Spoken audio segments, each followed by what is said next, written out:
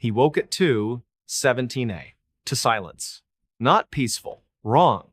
The fire was out, the room was cold, and the window fogged, but not from the inside. From the outside, as if someone had pressed their face against the glass. He sat up slowly, heart thudding. The cabin was dark. The clock ticked once, twice, then stopped. And then a breath, not his, long, slow, dragged through the air like cloth over stone. From the other side of the wall, outside, Daniel grabbed his flashlight, peered through the window. Nothing, just trees, snow-dusted ground, shadows. He opened the door, stepped onto the porch. The air was still, no wind, no sound, but the snow, it was untouched, except for one thing. 20 yards into the tree line, a single set of footprints, leading in, not out, as if something had walked into the woods and never come back.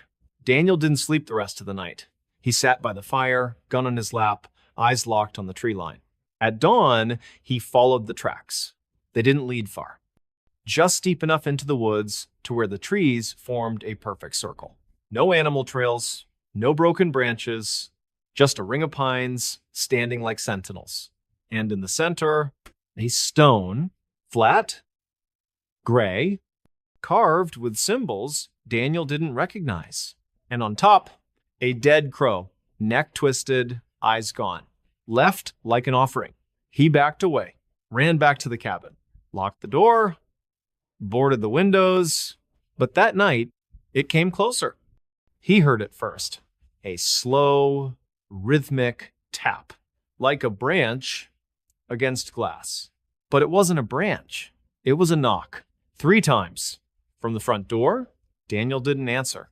He watched through a crack in the boards. Nothing. No figure, no shadow. But the doorknob, it turned slowly, then stopped. And from the other side, a whisper, not in English, not in any language he knew, but he understood it. I see you. The next morning, he tried to leave. Car wouldn't start. Battery dead. Phone no signal.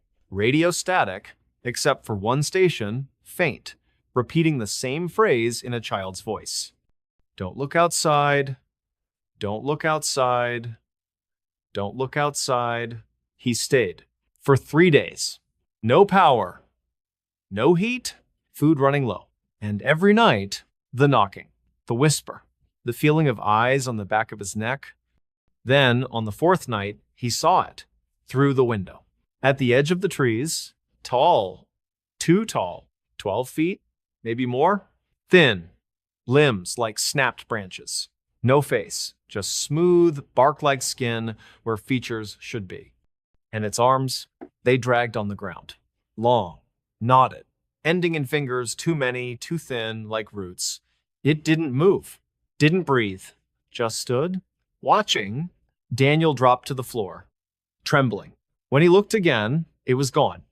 But the next morning, the stone was on his porch, the crow gone, and the symbols, now carved into the door, deep, fresh, as if done by hand or claw.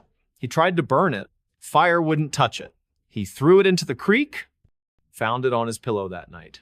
And then the dreams began. Every time he closed his eyes, the forest, the circle of trees, the stone, and it standing in the center, surrounded by others, hundreds, all faceless, all watching. And in the dream, they stepped forward, one by one, into the cabin, closer, closer, until one leaned down and whispered, "You're already inside." Daniel woke screaming. The cabin wasn't his. The walls were wrong. The ceiling too high. The door open to the forest. No road, no car, just trees. Endless. And from the shadows, eyes. Hundreds of them. Glittering. Unblinking. Waiting. He ran. Through the woods. Branches slashing. Roots tripping. No path. No direction. Just the feeling of being herded. Then, a light, a cabin, his cabin. Smoke from the chimney. Lights on. He sobbed, stumbled forward, banged on the door. "Hello, please, let me in." The door opened. And there, him, standing in the doorway, same clothes, same face, but the eyes, black, empty, smiling. "You don't belong here," the other Daniel said. And behind him, the thing in the corner, watching, Daniel turned and ran back into the woods. He never stopped. Search teams found his footprints 2 weeks later. They led in a perfect circle, back to the stone, back to the crow, back to the trees. And at the center, a single boot, mud-caked, laces untied. And beside it, a journal, last entry written in shaky script. "It doesn't take you. It replaces you. And the one who comes back isn't the one who left." The search was called off. The cabin was boarded. But locals say on still nights, when the wind dies and the stars vanish behind clouds, if you walk near Black Spruce Road, you'll hear knocking from inside the trees. And if you look, just for a second, you'll see them standing between the pines, tall, thin, faceless, watching, waiting, because the woods don't hide monsters. They grow them. And once you've been seen, you're never really alone again. So if you hear a knock in the dark, don't answer, don't look. And whatever you do, don't go into the woods, even if you think you see a light, even if you hear your name, because something is always watching, and it knows you're there. He answered the wrong door. It was 2:13 a.m. The kind of hour that doesn't belong to the living. No cars, no wind, no distant sirens, just silence, thick, heavy like a blanket soaked in cold water. That's when the knocking started. 3 slow, deliberate raps on the front door of the old 2-story house on Hemlock Lane in the quiet town of Ashwick, Pennsylvania. A place where porches creaked under the weight of time and the trees leaned inward as if trying to listen. Inside, Marcus Vale stirred. He wasn't a light sleeper. Years of graveyard shifts at the steel plant had taught him to rest through noise, through chaos. But this was different. The knocking didn't stop, didn't rush, just 3 knocks. Pause. 3 more, like a heartbeat. Too slow, too steady. Marcus sat up, rubbed his eyes, checked his phone. 2:13. Who the hell? He shuffled down the hall, barefoot, the floorboards cold beneath his feet. The house groaned with every step. He peered through the peephole. Darkness, not the porch light, not the street, just black, as if the lens had been painted over. He hesitated. No one came knocking at 2 a.m. Not in Ashwick, not unless something was wrong. Maybe it was old Mrs. Calloway from next door. Her dog had gotten loose again. Or maybe the new guy down the street, lost after a late shift. He unlatched the chain, turned the deadbolt, opened the door, and there she stood, a woman, dressed in a long, pale nightgown, hair dark, wet, hanging in strands over her face, barefoot, pale as snow. She didn't speak, didn't move, just stared. And then a whisper, so soft he almost missed it. "I'm home." Marcus froze. This wasn't right. He didn't know her, and she wasn't supposed to be here. This was his house. He started to close the door. But she stepped forward. Just 1 step, and the air changed. It turned cold. Not winter cold, not draft. This was deeper, older, like air pulled from a tomb. Her head tilted, too far, too slow. And when she looked up, her eyes were gone. Just smooth skin, no sockets, no lashes, nothing. Marcus stumbled back, slamming the door, chaining it, locking it, heart hammering. He pressed his back against the wall, breath ragged. What the hell was that? He waited. Silence. No more knocking, no footsteps. After 10 minutes, he dared to look through the peephole again. Empty porch, streetlight flickering, leaves swirling, nothing. He exhaled. Hallucination, stress, lack of sleep. He poured himself a glass of water, sat at the kitchen table, tried to calm down. Then, a sound. From the back door, 3 knocks. Slow, steady, just like before. His blood turned to ice. He wasn't imagining it. It was here, in the house. Or had it come in with him? He checked the locks, all secure, windows shut, no signs of forced entry. Then, a whisper from the hallway, "I'm home." Closer, softer, but unmistakable. Marcus grabbed the baseball bat he kept by the bedroom door, moved slowly down the hall. Every floorboard creaked like a warning. The air grew heavier, thicker, and then the bathroom door slightly open, steam rising from the crack. Impossible. He hadn't used the shower. He pushed the door open. The mirror was fogged, but written in the condensation, "I'm home." Below it, a child's handprint. Small, pale, and dripping, not water, something darker. He backed away, ran to the front door, grabbed his keys. But the chain, it was gone. The deadbolt, unlocked. And on the floor, a single wet footprint, leading in, not out. He turned, and she was there, standing at the end of the hall. Same nightgown, same bare feet, but now she wasn't alone. Behind her, a boy, no older than 6, eyes gone too, holding her hand. And behind them, more men, women, children, all barefoot, all pale, all faceless, all whispering, "We're home." Marcus screamed. He bolted for the back door, yanked it open, ran into the yard, through the gate, down the street. Didn't stop until he reached the gas station on Route 7. He banged on the glass. The clerk, a young man named Ray, jumped. "Help me," Marcus gasped. "There's people in my house. They're not real." Ray called the police. Deputy Karen Miles arrived within minutes. They went back to the house. Lights off, door closed. No signs of forced entry, no footprints, no steam, no writing on the mirror. Nothing. Miles searched every room, found nothing. "Are you sure you didn't dream it?" she asked gently. Marcus shook his head. "I saw them. They were in my house. They said, 'I'm home.'" The whisper came from the closet in the hallway. Miles drew her gun, opened the door, empty. But the back wall, it was wrong. Too far back, too dark, like a tunnel. She shined her flashlight. The beam didn't reach the end, and from the darkness, a breath, wet, slow, then a hand, pale, thin, reaching out. Miles slammed the door, sealed it with tape, called for backup. But when the team arrived, the closet was normal. Wall solid. No tunnel, no hand. Just wood.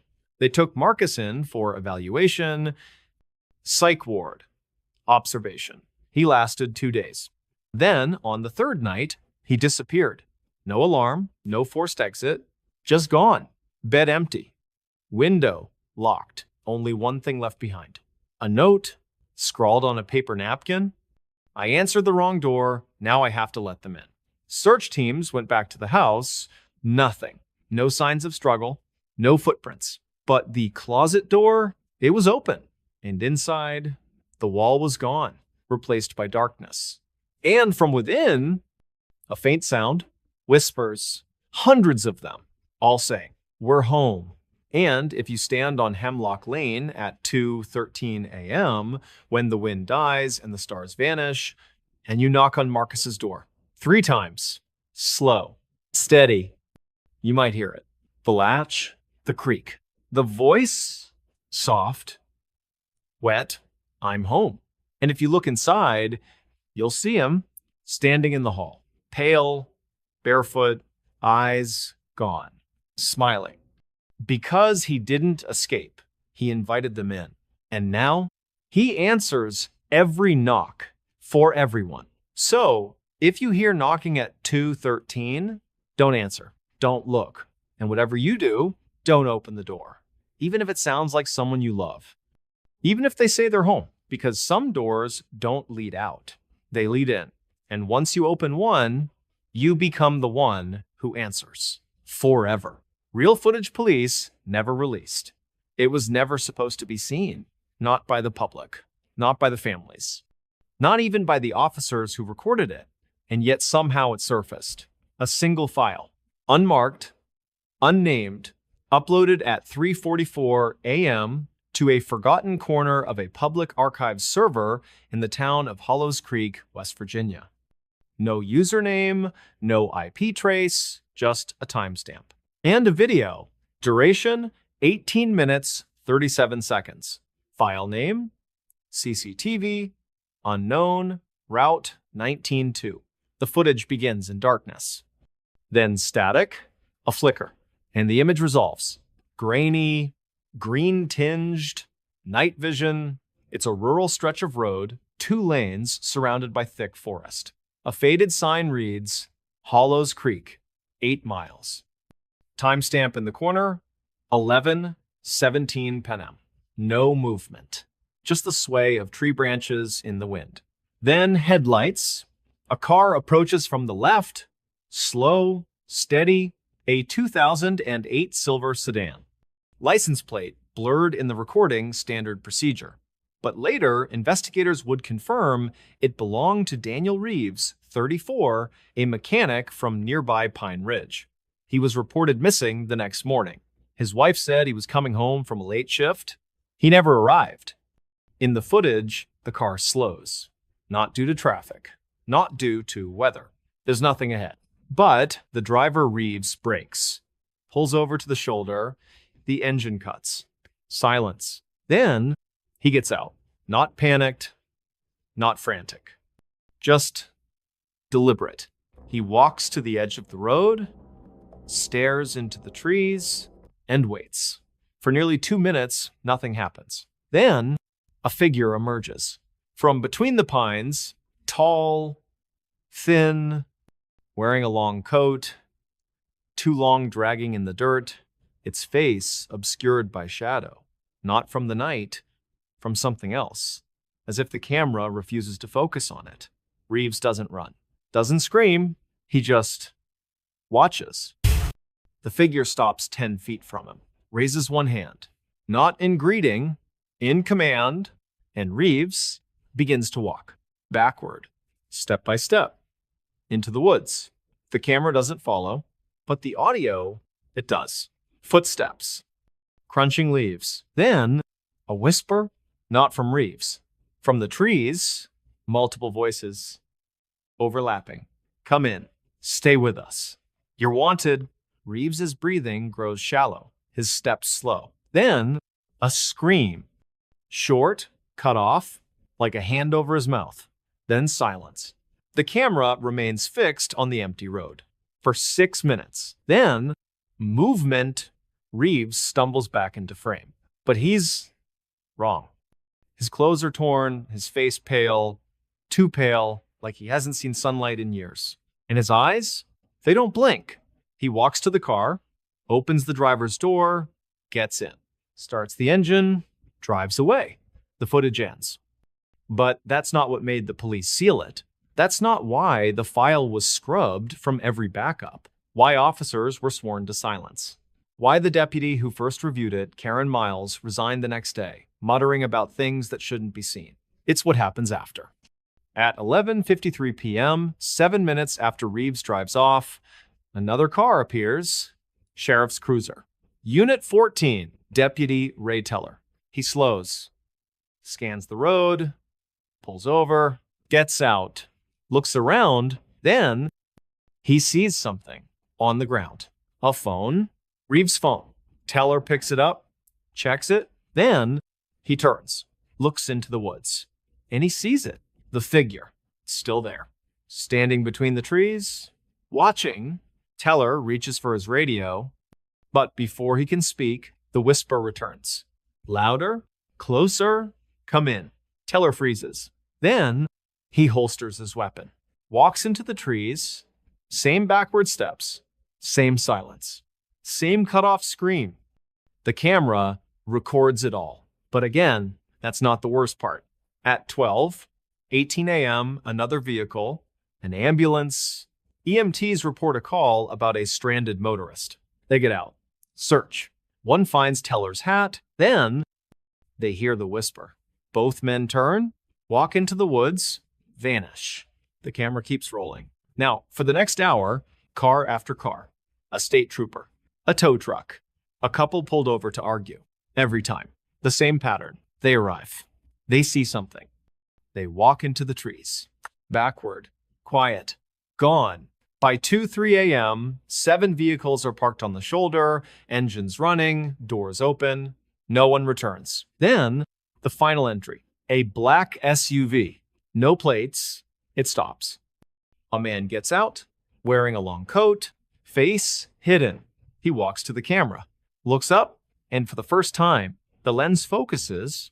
His face is Reeves's, but wrong, stretched, empty, smiling. He reaches up, unscrews the camera, turns it toward the trees, and for the last 30 seconds, it shows what's inside. Not a forest, not a trail, a space, endless, walls of black stone, and rows, hundreds of people standing, facing the camera, all wearing long coats, all pale, all barefoot, all with the same dead eyes. And in the front, Deputy Teller, the EMTs, the trooper, the tow truck driver, all of them smiling as if they've been waiting. And behind them, figures, tall, faceless, watching. Then the screen cuts to black, text appears, white, centered. They're still recording. The file was removed within hours. The server wiped. The camera found the next day, smashed, buried under leaves. But the footage? It spread in whispers, in dark forums, in encrypted messages. People claimed to have seen it. Some said they watched it once. Others said they couldn't stop, played it every night. And then they disappeared. No reports, no searches, just gone. And in their homes, left behind. A single device, phone, laptop, tablet, screen cracked, battery dead. But if you plug it in, it boots and plays the video from the beginning. Even if you delete it, even if you burn the device, it comes back. Because the footage isn't just a recording, it's a doorway. And every time it's played, it pulls someone else in. So if you find a file online, unmarked, grainy, green tinted, with a timestamp of 11:17 p.m., don't open it. Don't download it. Don't even look at the thumbnail. Because once you see the man in the long coat, you'll start hearing the whisper in your walls, in your dreams, in the silence between heartbeats. Come in. And when you walk toward it, backward, quiet. You won't scream. You'll smile. Because you'll finally understand you were never meant to escape. You were meant to be seen, to be recorded, to be added to the footage. So the next time someone searches for real footage police never released, they'll find you too, standing in the dark, waiting, smiling. And the cycle continues. They shouldn't have opened it. It was buried beneath the old church on Chapel Ridge in the quiet town of Briars Hollow, West Virginia, a place where the mist never quite lifted and the trees leaned too close to the road as if eavesdropping on every whispered secret. The church had stood for over a century. Built in 1843 by a fire and brimstone preacher named Elias Crow, it was abandoned by 1972 after the last congregation vanished mid-sermon. No bodies, no notes, just empty pews, Bibles left open, and a single word scrawled in blood across the pulpit. It's awake. For decades, the building stood untouched. Boarded windows, sagging roof, a warning spray-painted across the door, "Do not enter." But in late October, a crew arrived. Historical preservation, funded by the state, tasked with restoring old landmarks before they crumbled into dust. Their leader, Daniel Reeves, was a structural engineer. Practical, logical, A man who believed in beams, not beliefs. This place is just wood and time, he said, stepping over the threshold on a cold gray morning. Nothing supernatural about rot. With him were three others. Lena Pike, a young historian with a camera always around her neck. Ray Teller, a quiet electrician who never spoke unless spoken to. And Karen Miles, the team's medic ex-military. Sharp eyes, sharper instincts. They began in the basement, a forgotten space sealed behind a rusted iron door. The hinges screamed when they forced it open. Dust rained down. The air that rushed out was thick, not musty, not moldy, alive. Like breathing in something that had been waiting. The room was small. Stone walls, dirt floor, no windows.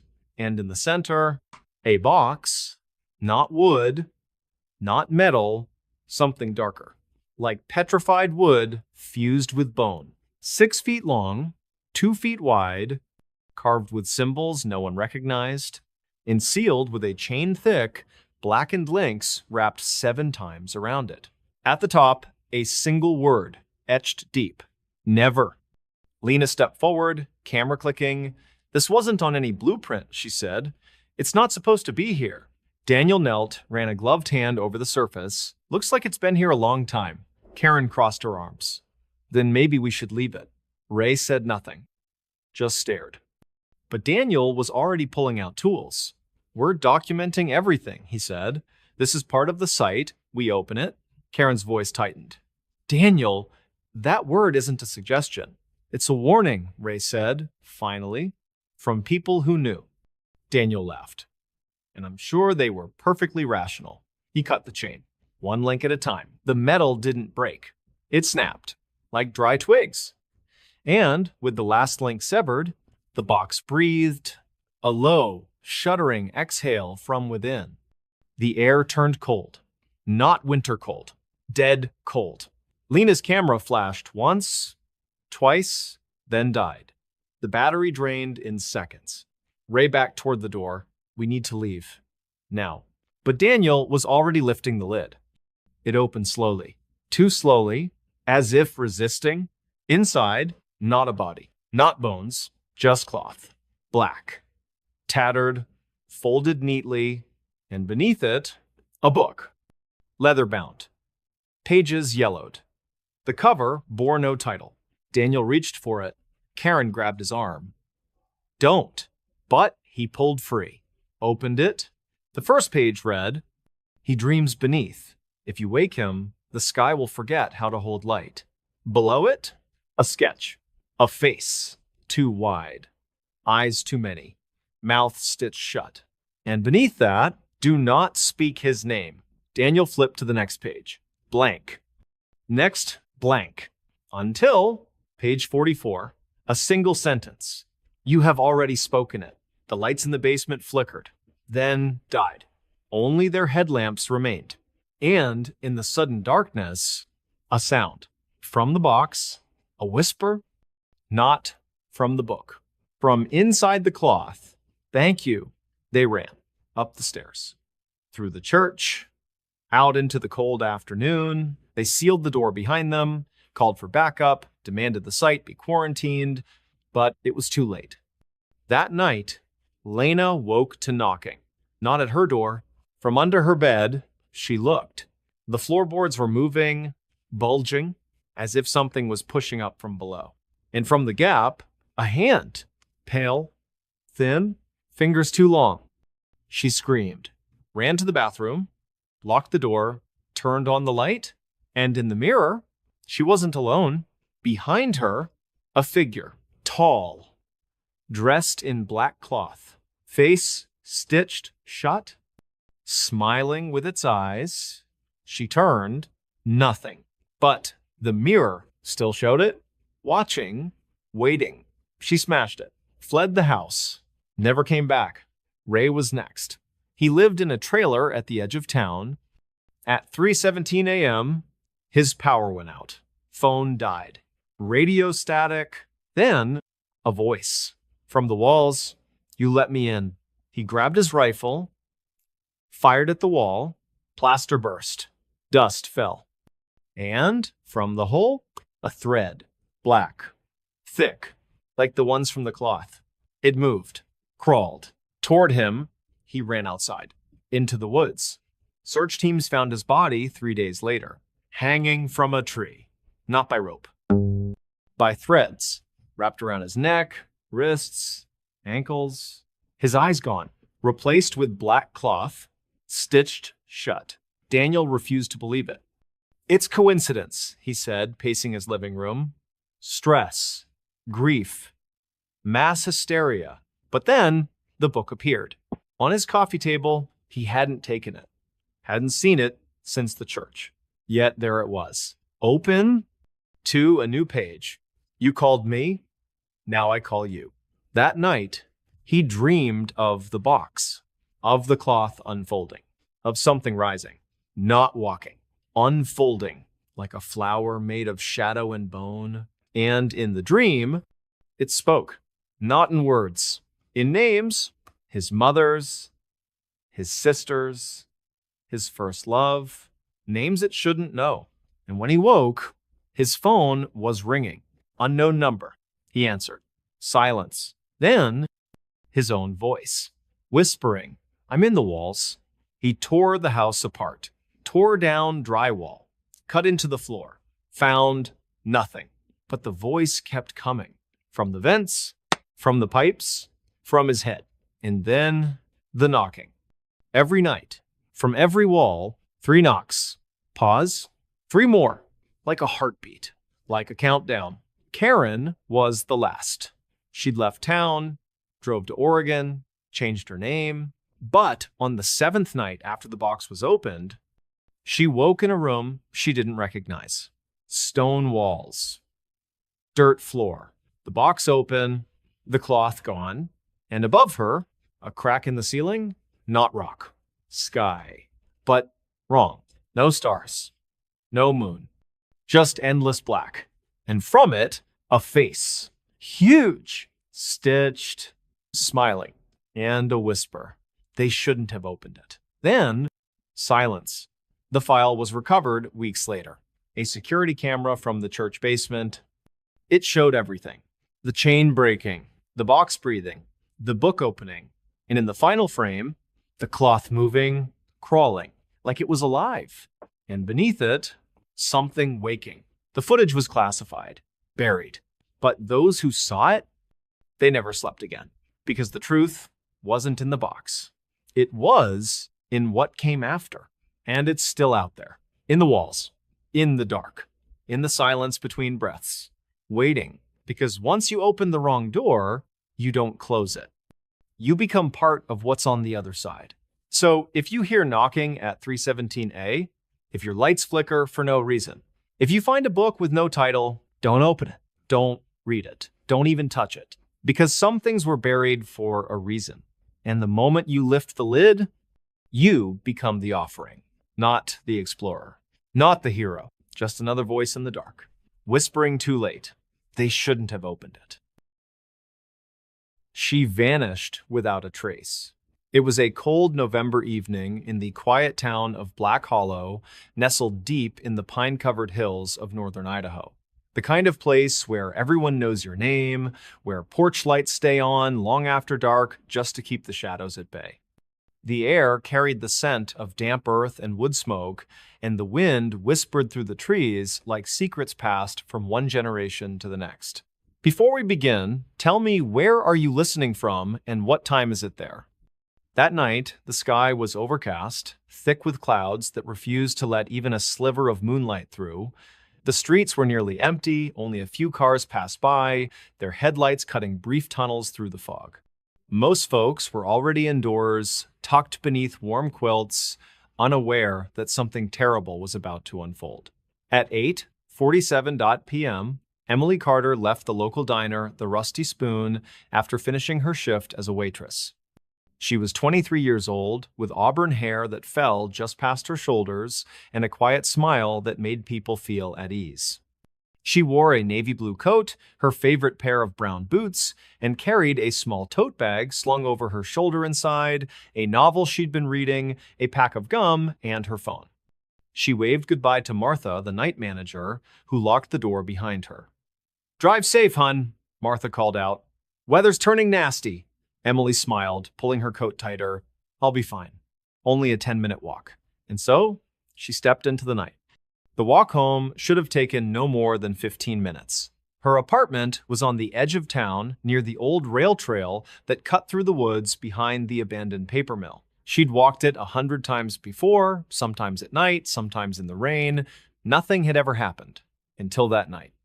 The first sign that something was wrong came at 9:15 p.m. when Emily's roommate, Daniel Reeves, noticed her phone had gone straight to voicemail. They had plans to watch a movie together.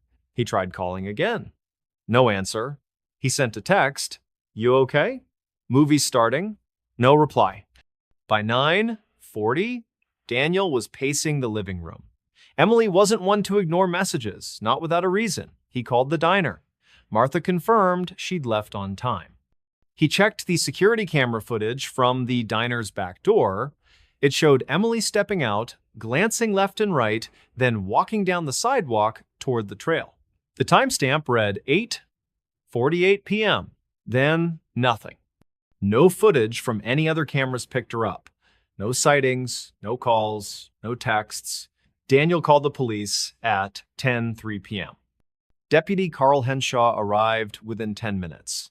A tall man in his late 50s, with a weathered face and a voice that carried both kindness and authority, he listened carefully as Daniel explained.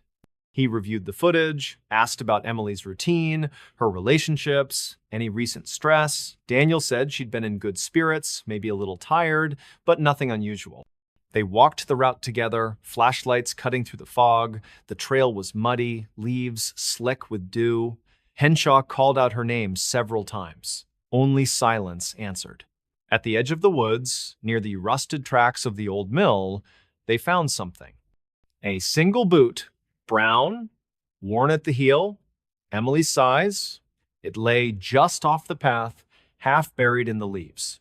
No sign of struggle, no blood, no other belongings. Just the boot abandoned, as if she'd stepped out of it and kept walking barefoot into the trees. Henshaw radioed for backup.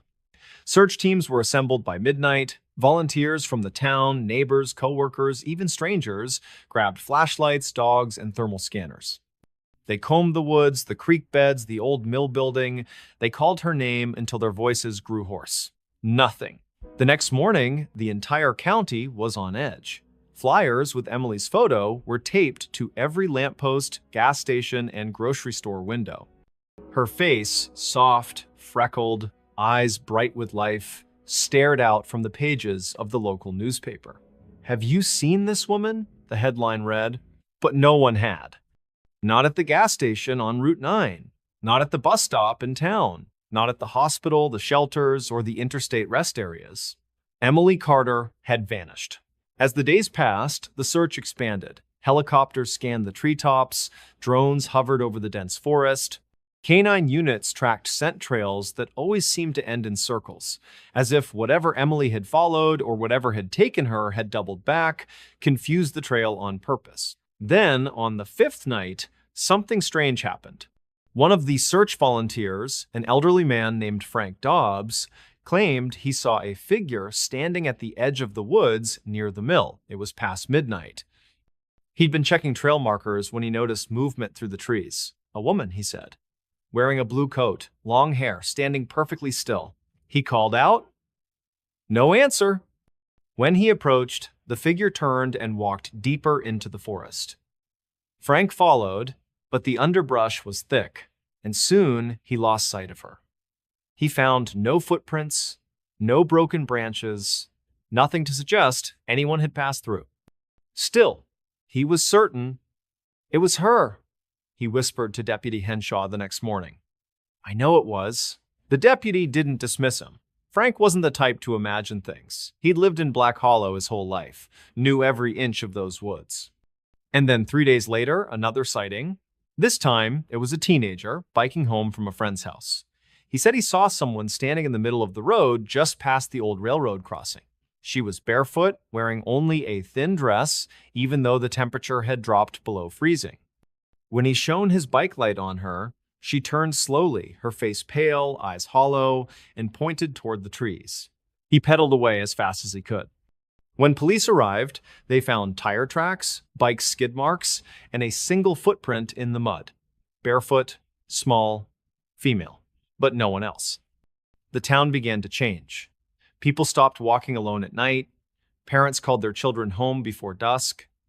Some said they heard whispers in the wind when the fog rolled in. Others claimed their dogs refused to go near the trail, growling at nothing, tails tucked between their legs. And then on the 13th day, Emily's phone was found, not far from where the boot had been discovered. It lay at the base of an old pine tree, half buried in moss. The screen was cracked, the battery dead. But when technicians revived it, they found something chilling.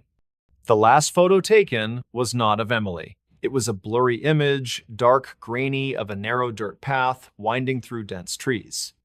The timestamp read 9:02 p.m. on the night she disappeared. Impossible. Her phone had been off the grid since 8:50. No signal, no GPS. Yet the photo existed. And in the background, barely visible, was a figure. Tall, thin, standing perfectly still between two trees. Its face was obscured, but its arms were unnaturally long, hanging past its knees. And its head, it tilted slightly, as if watching the person who had taken the photo. The image was never released to the public. Authorities called it a glitch, a corrupted file, but those who saw it, Deputy Henshaw, the techs, Daniel, never spoke of it again. Not in detail. They burned the phone. Still, the rumors grew. Older residents of Black Hollow began telling stories, ones they'd never shared before.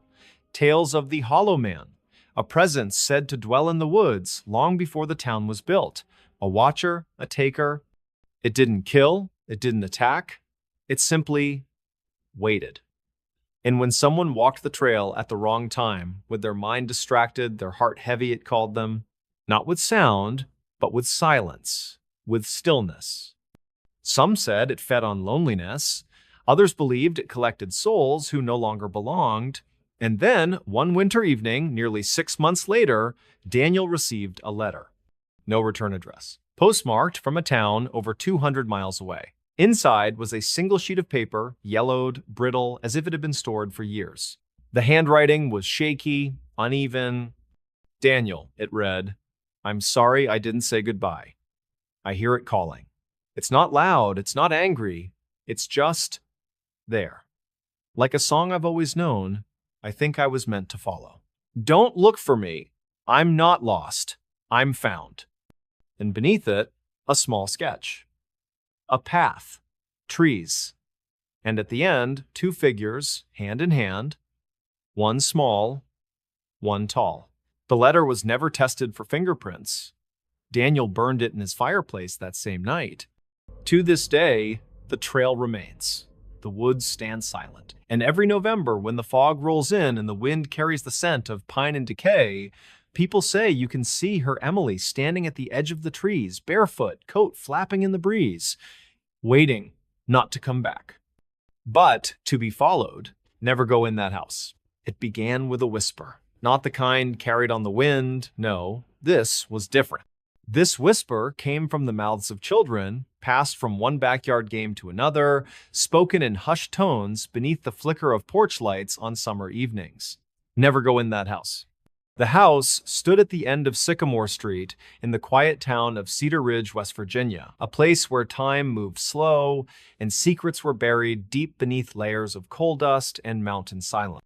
It was a two-story Victorian, once proud, now crumbling. Paint peeled like dead skin from its wooden siding, windows, shattered or boarded, stared out like hollow eyes. The porch sagged under the weight of decades, and the iron gate at the front creaked with every gust of wind, a sound like bones dragging across stone. Locals called it the Holloway House. No one remembered exactly who lived there first. Some said a doctor. Others claimed it was a preacher who lost his faith and his mind after his wife and daughter vanished one winter night. Whatever the truth, the house had stood empty for years, decades even. But it wasn't empty. Not really. And that's what the children knew. They'd dare each other to touch the gate. To run up the steps and knock just once, then sprint away, hearts pounding, laughter turning to screams. Most never made it past the yard. Something about the air around the house felt thick, heavy, like breathing through wet cloth. Birds didn't sing near it, squirrels didn't climb its trees. Even the weeds grew in crooked, as if afraid to stand too tall. Then, in late September, a family moved in. Not from the town, outsiders, James and Lila Turner and their 11-year-old son, Noah. They came from the city, somewhere in Ohio, no one was sure exactly where, looking for a fresh start, a quiet life, a home with space and history. The price was unbelievably low. Too low. But the real estate agent, a nervous man named Dale, avoided eye contact when asked why. "It just needed the right people," he said, forcing a smile. "And you seem perfect."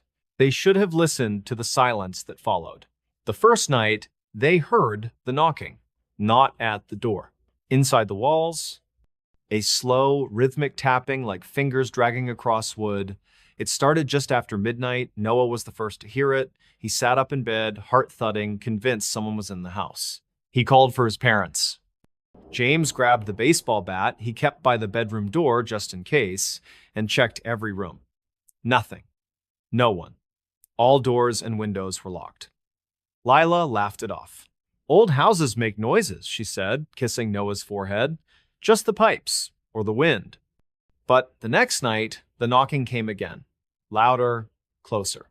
And this time, it was answered from upstairs. A child's voice, singing, a nursery rhyme, off-key, slow. "Rockabye baby" on the treetop. Noah froze. He wasn't asleep. His parents weren't in the room. And the voice? It wasn't his. James stormed up the stairs, flashlight in one hand, phone in the other, ready to call the police. But the second floor was empty, dusty, cold. The floorboards groaned under his weight, but there was no one there. No sign of forced entry, no footprints, nothing. Yet the next morning, Noah found a small wooden horse at the foot of his bed. Carved from dark wood, chipped, one eye missing. He didn't own it, his parents had never seen it before, and when James asked the neighbors, an old woman named Mabel, her face went pale. That's one of hers," she whispered. "The little girl who lived here. Before. What happened to her?" Lila asked, voice trembling. Mabel looked away. "She never left." The Turners tried to stay rational. They cleaned the house, repaired the porch, planted flowers to soften the gloom, but the atmosphere never changed. The air stayed cold, even in the height of summer. Lights flickered for no reason, doors opened on their own, and the singing came back. Every night, sometimes it was the same rhyme, sometimes it was different old folk songs, lullabies in languages no one recognized. Noah began having nightmares. He woke screaming, claiming a little girl stood at the foot of his bed watching him. "She's pale," he sobbed. "Her eyes, they don't blink." Then, one afternoon, he disappeared. It was a Saturday. Bright sun, birds chirping. James was mowing the lawn. Lila was inside, folding laundry. Noah had been playing in the backyard, kicking a soccer ball against the garage. One moment, he was there. The next gone. James searched the yard, the shed, the woods behind the house. Lila called his name until her voice cracked. They checked every room in the house again and again. Nothing. Then, as James passed the staircase, he heard it. A giggle, high-pitched, childlike. Coming from the attic. The attic had no stairs. Just a small hatch in the ceiling, nailed shut. The realtor had said it was unsafe rotted beams, risk of collapse. But the nails, they were bent. Pried open from the inside, James grabbed a ladder. He pried the hatch open. Darkness stared back. The smell that rose was unbearable: damp wood, mildew, and something else. Something sweet and rotten, like old fruit left in a closed room. He climbed up, flashlight trembling in his hand. The attic was larger than expected. Dusty, cluttered with broken furniture, trunks and old toys, dolls with cracked faces, a rusted crib, And in the far corner, Noah. He was sitting cross-legged on the floor, facing the wall, silent, still. "Buddy?" James whispered, heart pounding. "Noah? Are you okay?" Noah didn't move. James stepped closer. Then, slowly, Noah turned his head. His eyes were wide, blank, and he smiled. Not his smile. Too wide, too still, and when he spoke, his voice was not his own. "She wants to play," he said. "She says you can stay, if you're quiet." James stumbled back, falling down the ladder, crashing to the floor below. He scrambled to his feet, slammed the hatch shut, and nailed it closed with shaking hands. He grabbed Noah and Lila. They packed a single bag, left everything else, drove away without looking back. The house stood silent once more, but not for long. 2 weeks later, a teenage couple, curious, drunk, looking for a thrill, snuck into the house on a dare. They brought a camcorder, hoping to film ghost evidence for YouTube. The footage was recovered a week later, found in the car, still recording. It showed them entering through a broken basement window, laughing, joking. Then, silence. The camera panned across the dusty living room, the stairs, the walls. Then, a whisper. "Come play." The camera turned. A little girl stood at the top of the stairs, barefoot, in a tattered white nightgown, hair long and matted. Her face was pale, her eyes black, depthless, locked onto the lens. One of the teens screamed. The camera dropped. The last image was of the floor, wood grain, dust, a small bare foot stepping into frame. Then static. Search teams found the car. The bodies were never recovered. The house remains. And every few years, someone new arrives, drawn by low prices, by dreams, by ignorance. They hear the knocking, the singing, the whispers, and one by one, they go inside. Some say the little girl isn't alone up there, that she collects the lonely, the quiet ones, the ones who don't belong, and that once you enter, you never really leave. So if you find yourself in Cedar Ridge and you walk down Sycamore Street and you see that old Victorian at the end, don't stop, don't look, and whatever you do, never go in that house. His last call was screaming. It started with a phone call, not unusual, except for the time. 3:17 That's when Daniel Reeves' phone rang. A sharp, jarring vibration cutting through the silence of his bedroom in the small town of Mill Creek, Oregon. Rain tapped steadily against the window, a soft rhythm broken only by the occasional groan of old pine trees bending in the wind, the kind of night that feels too quiet, too heavy, like the world is holding its breath. Daniel reached for his phone, half awake, eyes bleary. The screen lit up unknown number. He hesitated. At that hour, calls like this never meant anything good. Still, he answered, "Hello?" At first, nothing. Just static. A low hum, like distant radio waves drifting through empty space.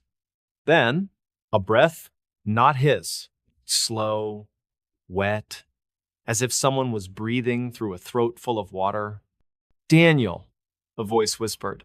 His blood turned to ice. It was his brother's voice. "Ethan," but it wasn't right. Not quite. It was strained, twisted, like it had been pulled through glass. "Ethan?" Daniel sat up, heart slamming against his ribs. "Ethan, is that you? Where are you?" Silence again, then a scream. Not loud at first. Just a gasp, a choked cry, then rising, climbing, tearing through the receiver like a blade. Raw. Desperate. The kind of scream that doesn't come from fear alone, but from something deeper. Something wrong. Daniel dropped the phone. It clattered to the floor, still screaming. He scrambled back, pressing himself against the headboard, hands over his ears, but the sound didn't stop. It poured from the speaker, echoing in the dark room, long, agonizing, unending. And then just as suddenly as it began, it cut off. Silence. Heavy, thick. Daniel waited, breathless. The phone buzzed. A text from the same unknown number, "Come get me." Attached was a photo. Black at first, then resolving into an image. A dirt road barely visible under a pale, flickering streetlight. Tall pines on either side, their branches twisted like claws.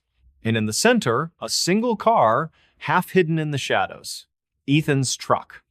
The license plate was blurred, but Daniel knew it. He'd helped him buy it. Painted the bumper when it got scratched, changed the oil every 30 miles. It was parked crooked, front wheel half off the road. Driver's side door open, and on the ground, something dark. Blood? Daniel didn't call the police. Not yet. He grabbed his jacket, his keys, and ran out into the storm. The drive took 28 minutes. The road in the photo led deep into the Willamette National Forest, past the marked trails, past the ranger station that closed at dusk. He followed the GPS until it lost signal, then drove by memory Ethan had taken him hunting out here years ago.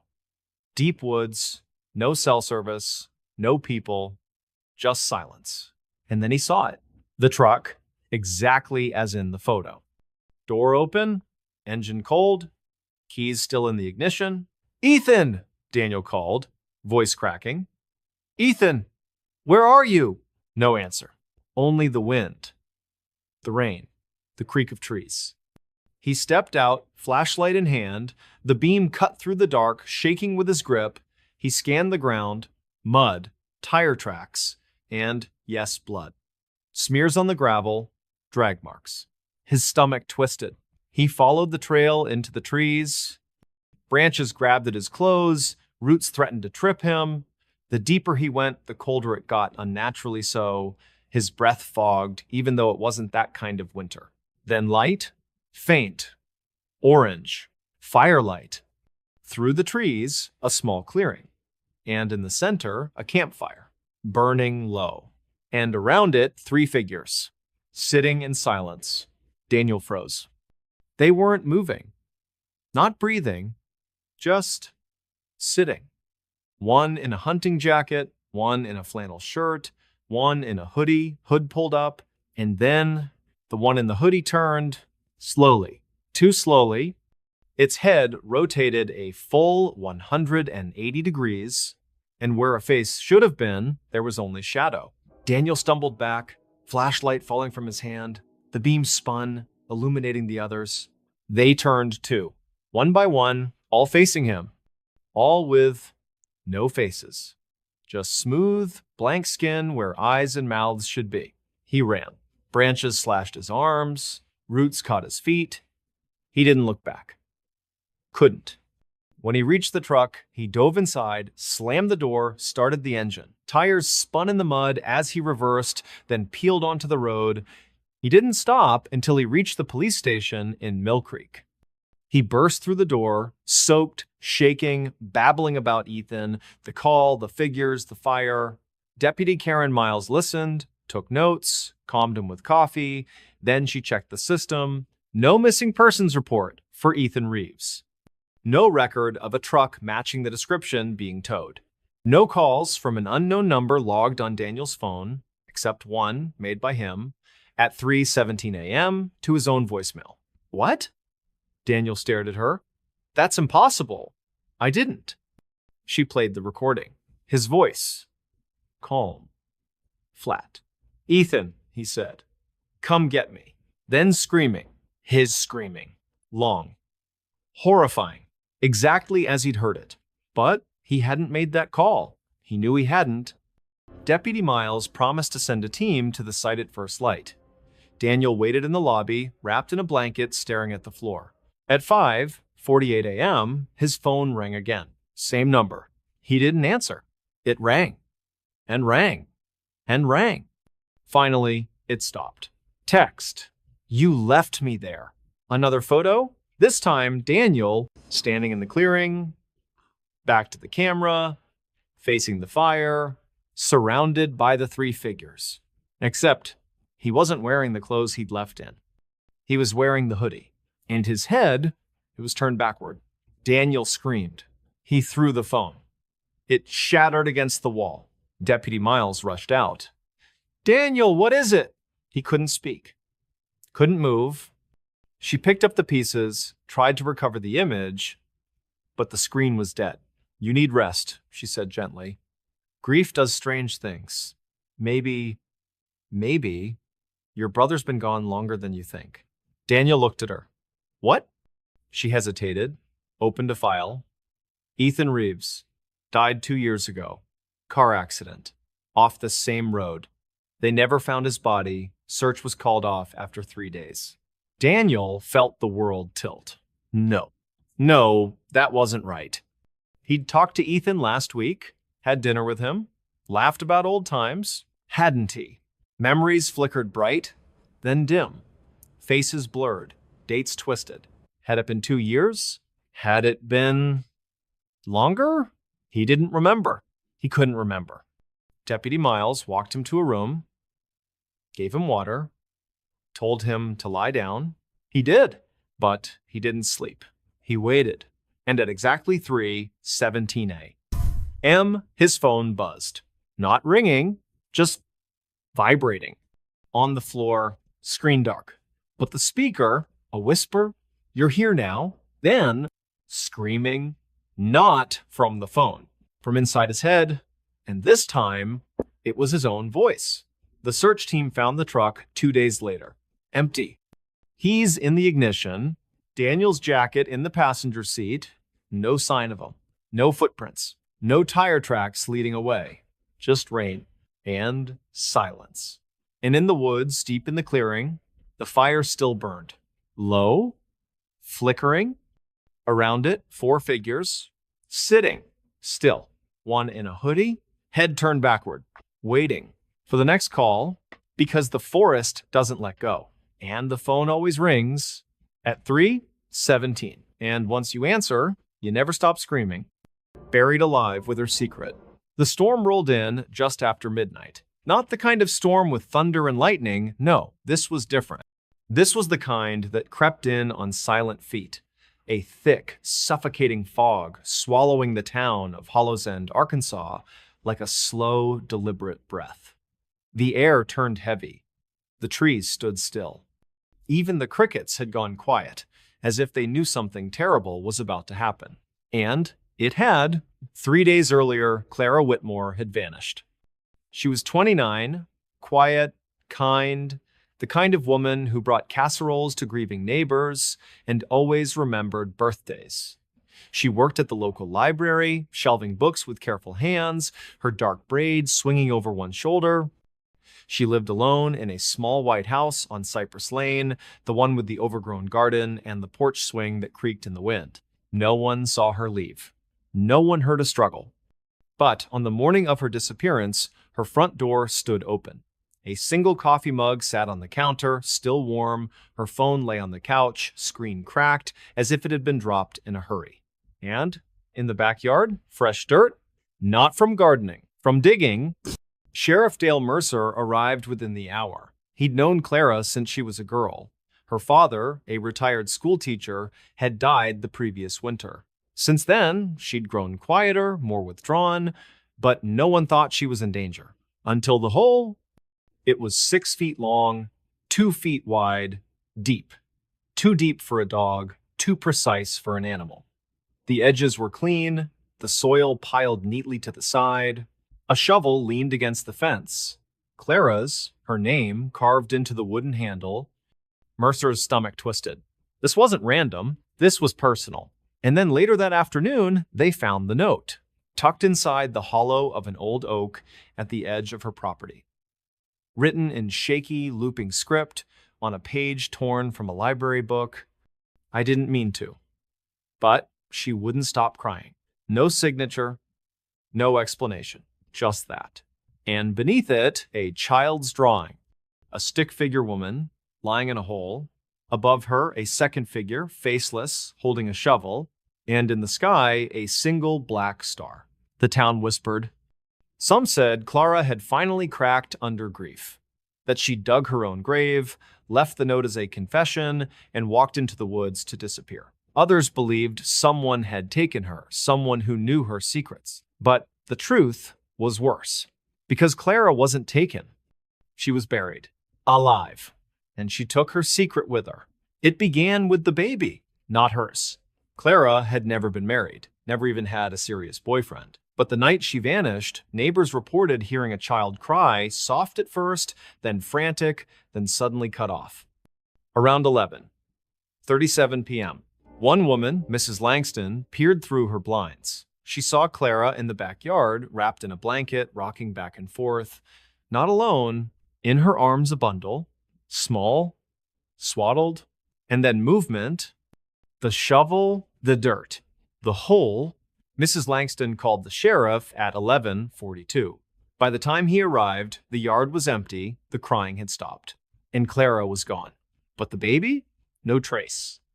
No blanket, no footprints, no record of a missing child in the county, nothing. Yet the note, "I didn't mean to, but she wouldn't stop crying," suggested otherwise. Had Clara found a newborn, abandoned? Had she tried to care for it and failed? Or worse, had she taken it? The investigation turned cold. No body was found, no evidence of a burial. The hole was filled in, tested, nothing. No bones, no fabric, no DNA. Just dirt and silence. But then, 2 weeks later, something changed. At 2:18 a.m., the emergency line lit up, a call from Clara's phone. Dispatch recorded it. At first, nothing. Just breathing. Shallow. Wet. Like someone trying to inhale through cloth. Then, a whisper. Help. Static. Then, a child's cry. Faint. Distant. As if coming from far below. The call lasted 47 seconds. Then, it disconnected. The phone was triangulated still in Hollow's End. Near Clara's house, search teams arrived within minutes. They dug. Not in the backyard this time, but beneath the porch. The wood was rotten, they pried up the floorboards. In there, a space, just big enough for a body, and inside, Clara, alive. She was curled in a fetal position, wrapped in the same blanket seen in Mrs. Langston's account. Her skin was pale, almost gray, her hair matted with dirt, her lips cracked, her eyes sunken. She was dehydrated, malnourished, but breathing. They pulled her out gently. She didn't speak, didn't cry, just stared at the sky with hollow eyes. At the hospital, doctors said she'd been underground for at least 10 days. No food, little water. Somehow, she'd survived.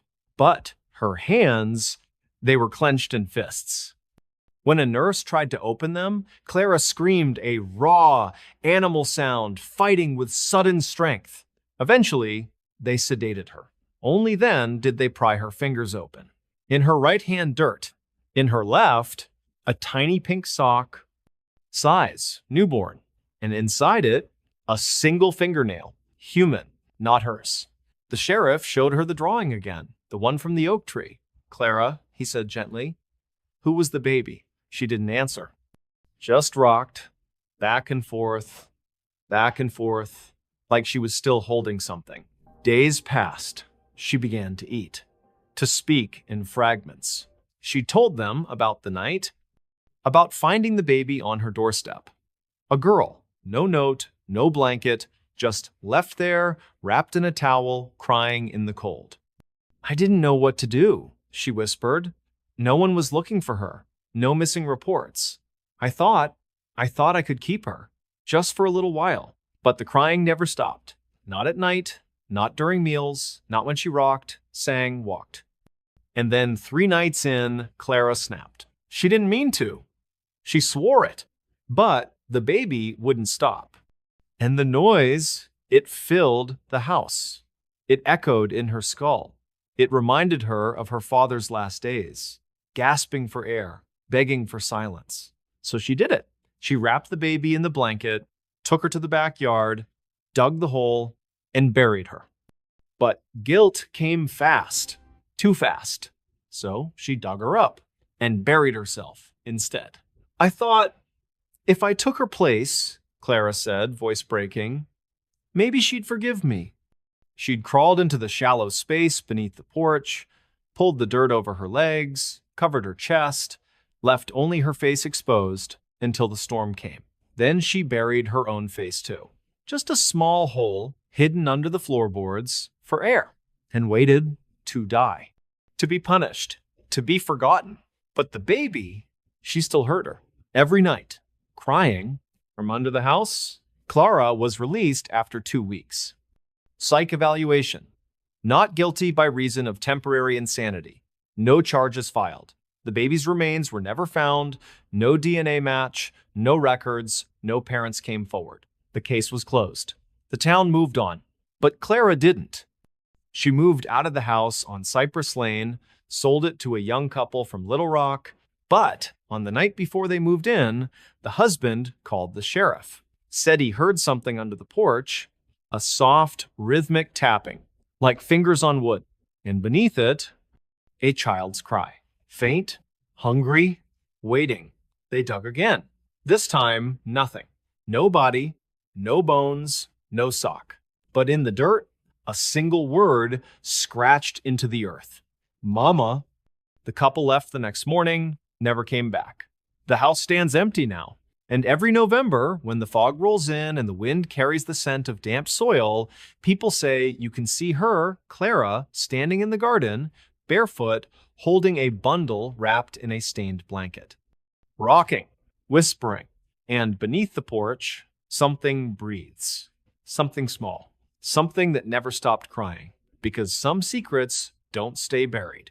They grow in the dark, in the silence, with every heartbeat and every lie. So if you pass that house, don't listen, don't look. And whatever you do, don't dig. Don't watch this at night. It started with a video, not on YouTube, not on TikTok, not even on the dark corners of Reddit. It came through a private link sent from an unknown account, no profile picture, no username, just a string of letters and numbers. The message was simple. You need to see this. That's what Jason Miller saw when he opened his inbox at 11:43 p.m., sitting alone in his apartment in Knoxville, Tennessee. Rain tapped against the window like fingernails. The city lights outside were dim, blurred by the storm. His roommate was away. The fridge hummed. The air conditioner clicked off. Silence. Too much silence. Curious, Jason clicked the link. The video loaded instantly. No buffering, no preview, just black. Then, a shaky camera view. Indoors. Dark. The kind of darkness that feels thick, like oil on skin. A whisper. Feminine. Trembling. He's still here. The camera panned slowly, creaking floorboards. A hallway. Peeling wallpaper. A child's drawing taped to the wall. A family of 3 smiling beneath a yellow sun. Then, a bedroom door. Slightly ajar.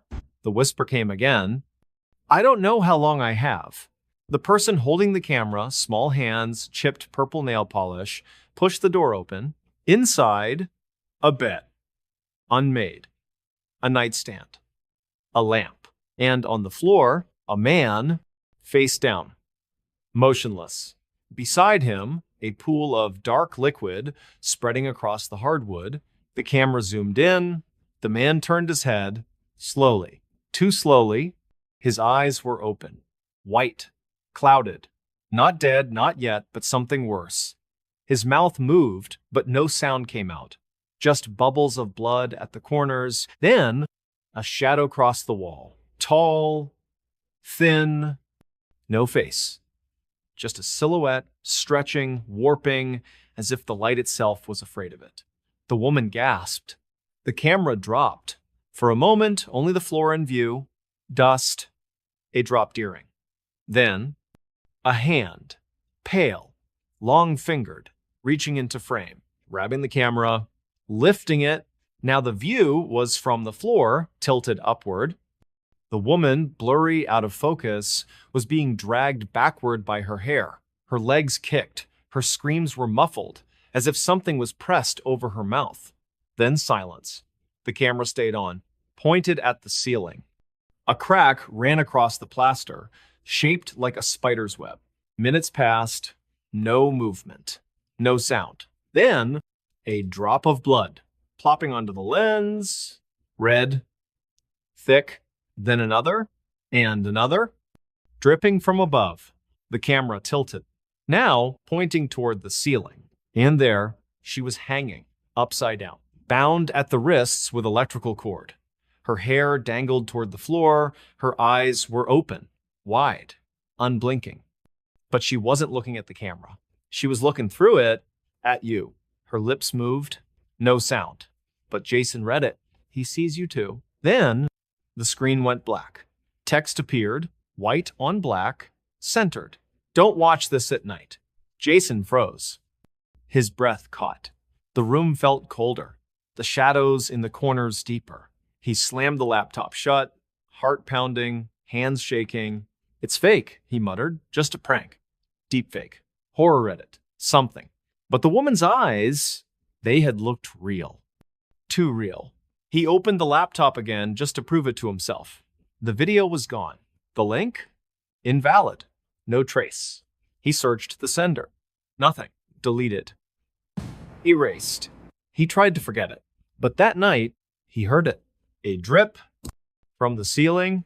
He looked up. Dry. No leaks. But the sound came again. Plop. Like blood. He turned off the lights, got into bed, pulled the covers up. Then, a whisper from the hallway. He sees you too. Jason sat up. The door was closed. He hadn't opened it. He grabbed his phone, called his roommate. No answer.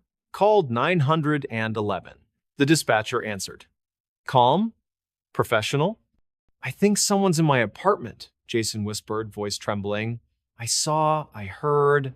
Sir, the dispatcher said, your call is coming through clearly, but there's something you should know.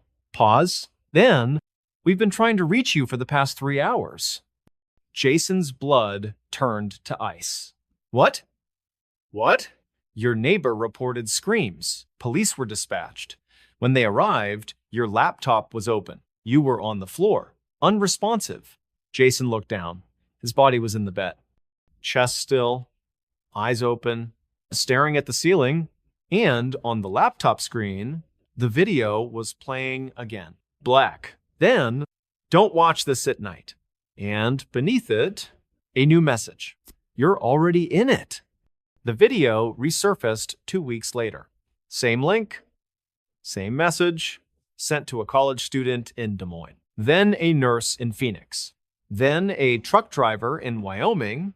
Each recipient reported the same thing. The dripping, the whisper, the feeling of being watched. And every time, one of them never woke up.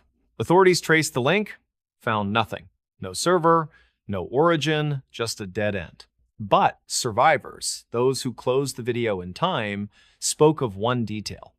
In the final seconds, just before the screen went black, if you looked closely, you could see yourself in the reflection of the woman's eye, standing behind you, watching, waiting, because the video isn't just footage, it's a doorway. And once you open it, it opens back. So if you get a message, a link, a whisper, a plea, you need to see this. Don't click, don't look, don't even breathe near it, because some videos don't end when they're over. They end when you do. And the last thing you'll hear is your own voice screaming from inside the screen. Voices came from the walls.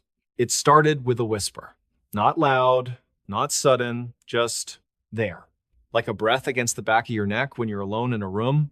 That's how it began for Marcus Holloway in the old farmhouse he'd bought just outside the town of Briar Glen, Missouri, a quiet place tucked between cornfields and forgotten roads, where neighbors waved from porches but never got too close. The house had stood for over 100 years. Weathered wood, sagging roof, a wraparound porch eaten by time. But the price was right, and Marcus needed a fresh start. He moved in on a Thursday, late afternoon. The sun hung low, casting long shadows across the overgrown yard. The air smelled of dry grass and distant rain. He carried his boxes inside, set up his bed, his couch, his coffee table. Simple things, nothing fancy, just enough to feel like home. That first night, he slept deeply. Too deeply. When he woke, it was 3:08 a.m. And the house was talking. Not creaks, not wind, not pipes, voices. Faint, muffled, as if people were speaking behind thick layers of plaster. A woman's voice, soft, weeping, A child's giggle, high-pitched, sudden, then gone. And a man, low, growling, saying the same phrase over and over. You're not supposed to be here. Marcus sat up, heart pounding. He wasn't dreaming. The words came from the wall beside his bed. The one with the old floral wallpaper peeling at the edges. He pressed his ear against it. Silence. Then, a breath right inside the wall, like something was listening back. He pulled away. It's the house, he told himself. Old wood, settling, pipes, drafts. But the next night, it happened again. And louder. This time, he recorded it. Phone against the wall. Audio app running. The recording captured everything. The woman sobbing. I didn't want this. The child, hide me, mama. And the man, you're not supposed to be here. You're not supposed to be here. You're not supposed to be here. Marcus played it back in the daylight. His hands shook. He took it to the local hardware store where old-timers gathered over coffee. Earl, the owner, listened once, then shut the phone off. You shouldn't have moved in there, he said quietly. Why? Marcus asked. Earl hesitated, looked around, lowered his voice. That house, it belonged to the Callaways. Family of 3, lived there for generations. Then, back in the 70s, something happened. No one talks about it much, but the sheriff found them in the walls. Marcus froze. What? Walled up, Earl said. Alive. The parents dead by the time they broke through. The boy still breathing. Barely. He didn't last the night. Why? Marcus whispered. Earl shrugged. Folks say the father went mad, thought the world was coming to end. Said voices told him to hide his family. So he bricked them in, then disappeared. Never found. Marcus didn't sleep that night. He sat in the living room, lights on, every window locked. At 2:47 a.m., the voices returned. But this time, they weren't muffled. They were clear. As if the wall had vanished. The woman, please let me out. The child, I'm scared of the dark. And the man, you're next. Marcus grabbed a hammer. He didn't think. He just moved. He attacked the wall beside the bed, smashing through the wallpaper, the drywall, the wood lath. Dust filled the air, plaster rained down, and then a gap, dark, and inside, a small handprint. Child-sized, pressed into the dust. Fresh? As if it had just been made. Marcus stumbled back. He boarded up the hole the next day, sealed it with plywood, painted over it, told himself it was over, but the voices didn't stop. They changed. Now they called his name. Marcus, from the ceiling, from the floor, from the walls of every room, sometimes one voice, sometimes all 3, sometimes in unison. Marcus, stay with us. He stopped answering, stopped sleeping, stopped eating. He covered every wall with foam panels, soundproofing blankets, anything to muffle the sound. It didn't work. The voices grew louder, more desperate. One night, he woke to the sound of scratching. Not from the walls. From inside his mattress, he tore it open. Nothing. But the voice came again, this time from the pillow. You can't leave, it whispered. We need you. He packed a bag, ran to the door. It wouldn't open. Locked. From the inside, but he hadn't locked it. He turned, and the TV turned on. No power cord, no signal, just static. Then, a face. Pale, sunken eyes. A boy, maybe 8 years old, dressed in old-fashioned clothes. He pressed his hands against the screen. Don't go, he said. We're so lonely. Marcus screamed. He threw a chair through the TV. Glass shattered. Silence for a full minute. Then, a new sound, dripping. From the ceiling, he looked up. A dark stain spread across the plaster. And then, a drop. Red, thick, blood. He ran to the bathroom, locked the door, turned on the faucet. But the voices came through the water. Marcus, from the drain? We've been waiting. He tore the sink from the wall. Pipes burst, water flooded the floor, but the voice didn't stop. It was in the walls, in the floor, in his head. He called the police. Deputy Lorna Tate arrived. Calm, professional, she searched the house, found nothing. No hidden speakers, no wiring, no signs of forced entry. It's an old house, she said gently. Sometimes they hold on to things. Marcus begged her to stay. She refused. Get some rest, she said. You'll feel better in the morning. She left. At 3:19 a.m., the voices returned. But this time, they weren't speaking to him. They were speaking for him. From every wall, every corner, every vent, his own voice. But wrong. Slowed. Distorted. Saying things he'd never said. I want to stay. I love it here. Don't come for me. He covered his ears, screamed, but the voice kept coming. Louder, closer, then a new sound. Brick, stone, being laid. From inside the walls, he ran to the bedroom. The boarded up hole. It was gone, sealed, with fresh mortar. And in the center, a small, child-sized handprint pressed into the wet cement. Still warm. Marcus backed away. He grabbed his phone, called 911. The dispatcher answered. Help me, Marcus sobbed. They're sealing me in. I can hear them building. Sir, the dispatcher said, voice tight, we've been trying to reach you for 2 days. Marcus froze. What? Your neighbor reported no movement, no lights. We tried to enter, but the doors were bricked from the inside. Marcus turned. The front door. Solid, no handle, just smooth brick. Same with the windows, the back door. Every exit sealed. And from the walls, the voices, now calm, singing a lullaby. 3 voices, one new, his, joining in. Because Marcus Holloway never left the house. And the house never let him go. Now, when night falls over Briar Glen and the wind dies down, locals say if you press your ear to the farmhouse wall, you can hear them. 4 voices, whispering, laughing, building, and if you listen closely, you'll hear a new voice just starting, soft, frightened, saying your name. So don't walk too close. Don't look in the windows. And whatever you do, don't listen to the walls. Because once they speak to you, you become part of the house forever. She lived with a corpse. It wasn't the smell that first alerted the neighbors. Not at first. In the small town of Red Vale, Colorado, nestled between red rock cliffs and dry pine forests, houses sat far apart, separated by gravel driveways and tall fences. Privacy was expected. Silence respected. And so, for months, no one questioned the life of Evelyn Hart.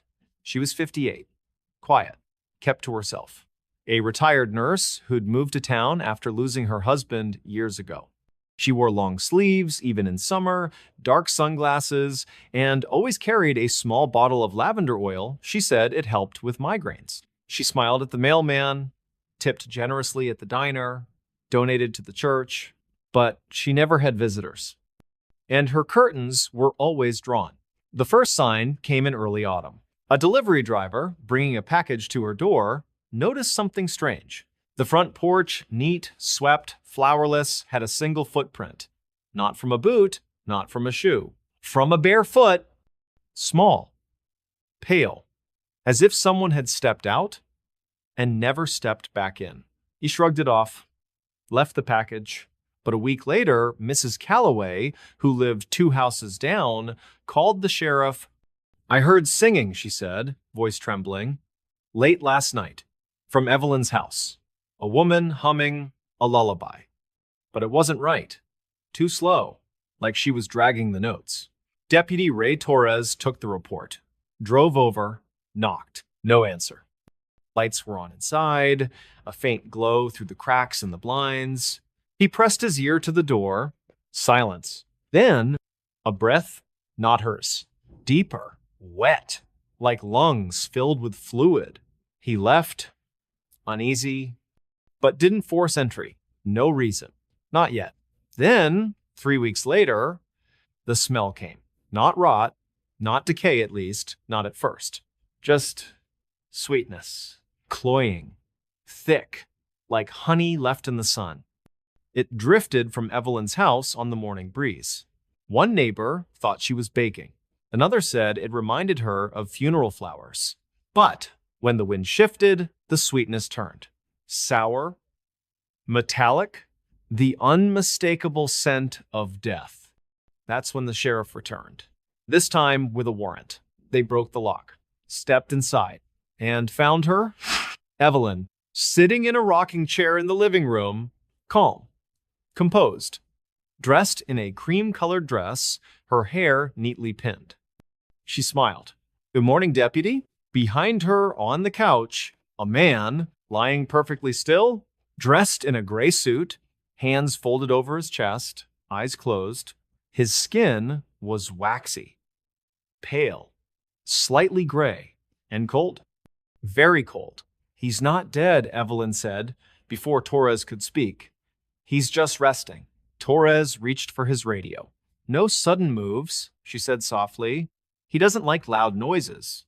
The deputy froze, because the man on the couch breathed, not deeply, not normally, but a slow, shallow rise of the chest. Once, twice, every 10 seconds. Impossible. The man had been dead for months. They found the records later. James Whitaker, Evelyn's younger brother, died in hospice care August of the previous year. Cause, heart failure, buried in a private ceremony. Or so the funeral home claimed, but Evelyn had never let go.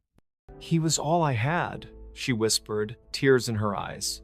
"After my husband, after my daughter, James was the only one who stayed." She dug him up 2 nights after the burial, used her nurse's knowledge, her access to medical supplies, embalming fluid, preservatives, nutrients. She kept him in the basement at first, wrapped in sheets, monitored with old hospital equipment. Then, when she was sure he was stable, she brought him upstairs, put him on the couch, dressed him, spoke to him, fed him broth through a tube, changed his clothes, combed his hair, and every night she sang to him a lullaby, the same one she used to sing to her daughter before she passed. "He hears me," Evelyn said. "He just can't answer." Torres called for backup, EMS, a mental health unit, but when they tried to remove the body, Evelyn screamed, not a cry of grief, of rage. She lunged, clawing at the paramedics, shouting that they were hurting him. It took 3 officers to restrain her. As they led her out, she turned, eyes wild, voice breaking. "He's not gone! He's not gone! He's still mine!" The coroner arrived. Preliminary report. The body showed signs of advanced decomposition, masked by chemicals. Tissue was brittle. Organs had long since ceased function. There was no medical explanation for the breathing. None. Yet, on the security footage from the living room camera installed during the investigation, the chest rose, slow, steady, every 10 seconds for 7 full days, until Evelyn was committed to a psychiatric facility. Then, it stopped. The body was cremated. The house was sold. But the new owners didn't last long. They moved out after 2 weeks. Said they heard humming at night. From the living room, a woman's voice. Soft, broken, singing a lullaby. And sometimes, a second sound. Faint, wet, like someone trying to breathe. From beneath the floor, the house stands empty now. Windows boarded. Lawn overgrown. But on quiet nights, when the wind dies and the stars hang low, locals say you can see a light in the front window and hear 2 voices, one singing, one breathing, together, forever. Because love doesn't always let go. Sometimes it just refuses to admit the truth. And in that denial, death doesn't end. It moves in, it stays. It shares your bed, your meals, your silence. And if you listen closely, you'll hear it whispering from the walls, not of grief, not of madness, but of a woman who never said goodbye, and the corpse she still calls family. Missing teen found in pieces. It began with a backpack, not hers. But it was close enough to make the heart stop at 6:22 a.m. on a damp October morning in the town of Hollows Creek, West Virginia. A hunter named Carl Dobbs was tracking deer deep in the Monongahela National Forest. Fog clung to the trees like wet gauze. The air smelled of moss, rot, and something faintly metallic. He stepped over a fallen log and froze. There, half buried in leaves and mud, was a faded blue backpack. One strap torn, the zipper half open, and inside, a notebook, pages water-stained, ink blurred. But one name stood out, written in looping cursive on the inside cover: Lena Reyes, the missing girl, 17 years old. Last seen 2 weeks earlier, walking home from her shift at the gas station on Route 19. Security footage showed her leaving at 10:48 p.m., hoodie pulled tight, earbuds in. She never made it the 2 miles to her mother's trailer on Pine Ridge Road. No car, no phone, no body, until now. Carl called 911 with shaking hands. Within the hour, the forest was swarming with deputies, search dogs, and forensic teams. Yellow tape cordoned off the area, cameras rolled, evidence bags opened. But the backpack was the only thing found. No Lena, no blood, no signs of a struggle, just the bag. And the notebook? Inside, the entries started normal. School, her job, her dog, Scout, a boy she liked. Then, the last entry, dated the night she disappeared. He's been following me. Not in a car. On foot. Keeps to the trees. I saw him at the edge of the lot. Same place yesterday. Wearing that long coat. Face in shadow. I don't know why he's watching. I don't know why he hasn't stopped me. Below it, a sketch. Crude. Shaky. A man. Tall. Thin. Arms too long. Head tilted. And in one hand, a pair of scissors. Large. Rusty. Like garden shears. The sheriff's department released the sketch, offered a reward, set up checkpoints, but no one came forward.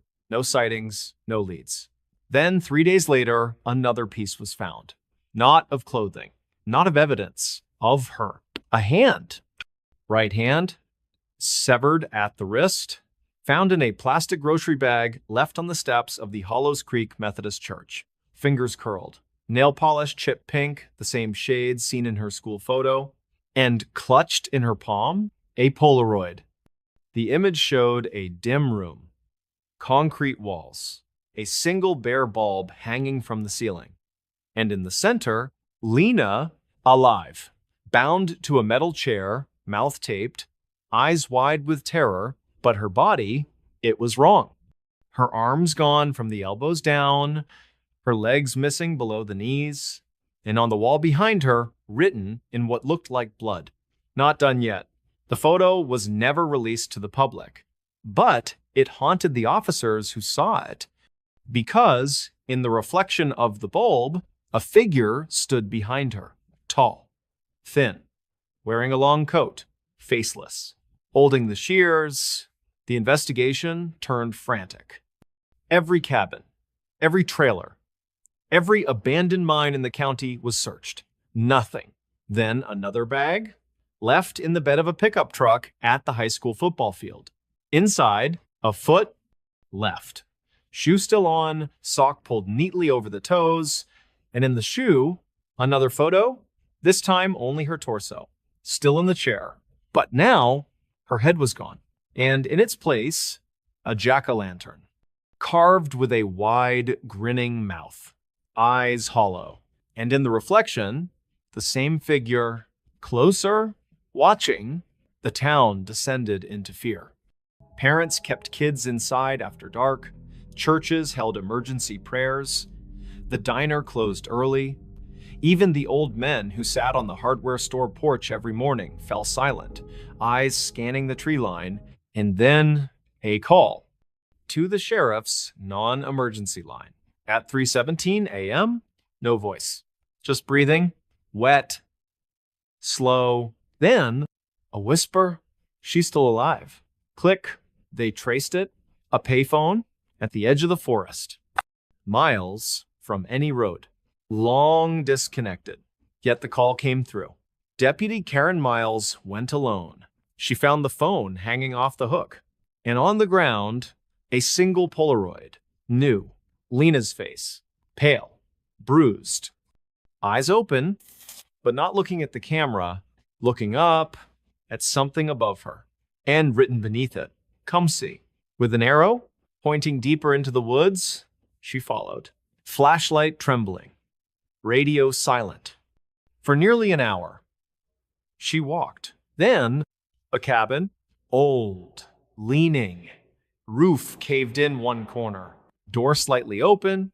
Inside, lights flickering from candles, dozens of them, arranged in a circle, and in the center, a table, wooden, stained, and on it, Lena, or what was left. Her torso, her head, one leg, the rest gone. But she was moving. Not breathing, not speaking, but her fingers twitched, her eyelids fluttered. And when Miles stepped closer, Lena's head turned, slow, unnatural, and she smiled. Not with joy, with horror, because her lips moved. No sound. But Miles read it, "He won't let me die." Then, a creak behind her. She turned. The figure stood in the doorway. Tall, thin, long coat, face hidden in shadow. In one hand, the shears, rusted, dripping, and in the other, a fresh Polaroid, already taken, of Miles, standing there, back to the table, unaware. And in the reflection, the same faceless man, smiling. She ran, gun drawn, flashlight bouncing. She didn't stop until she reached her cruiser. She called for backup. SWAT. Fire. But when they returned, the cabin was gone, burned to the ground.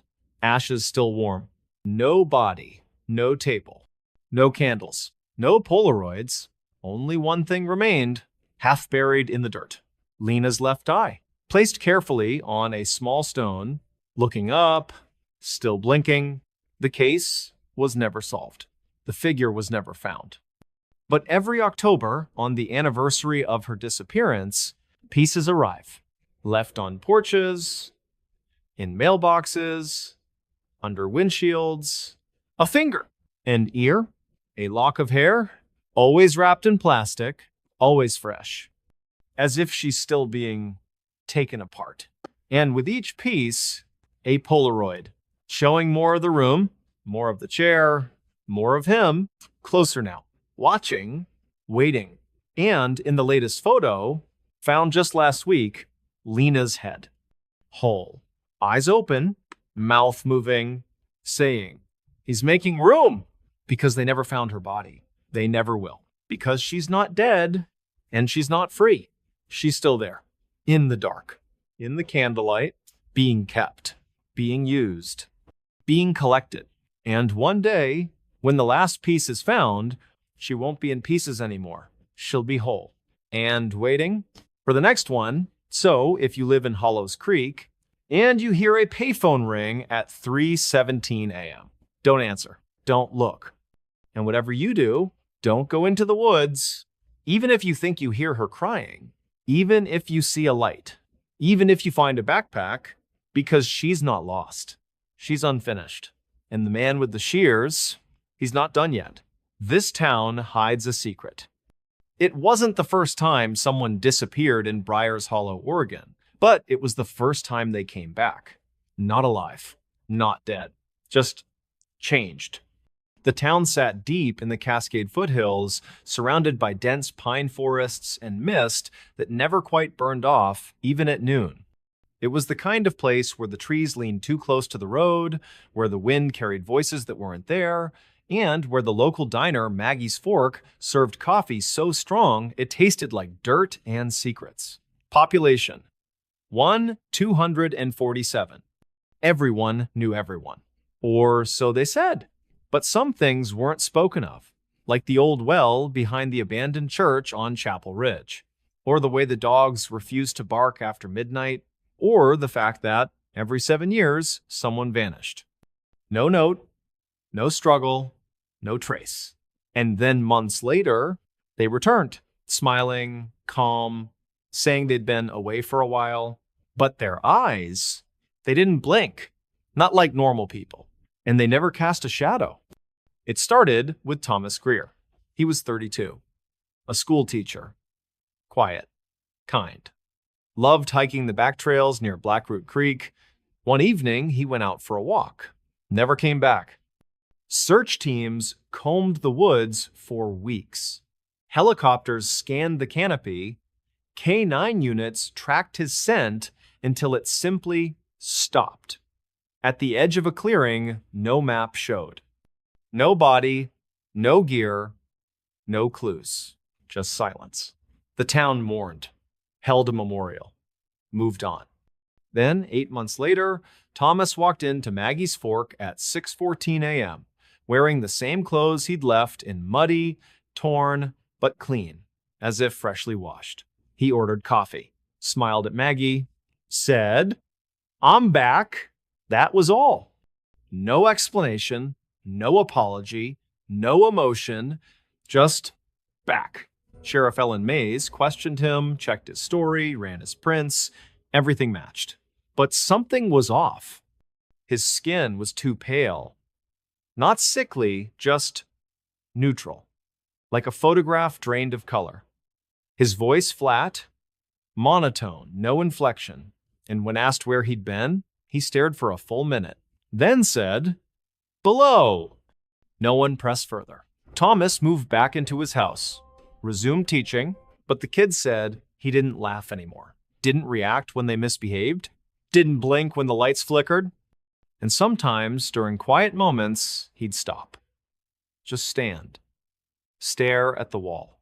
Mouth slightly open, as if listening to something only he could hear.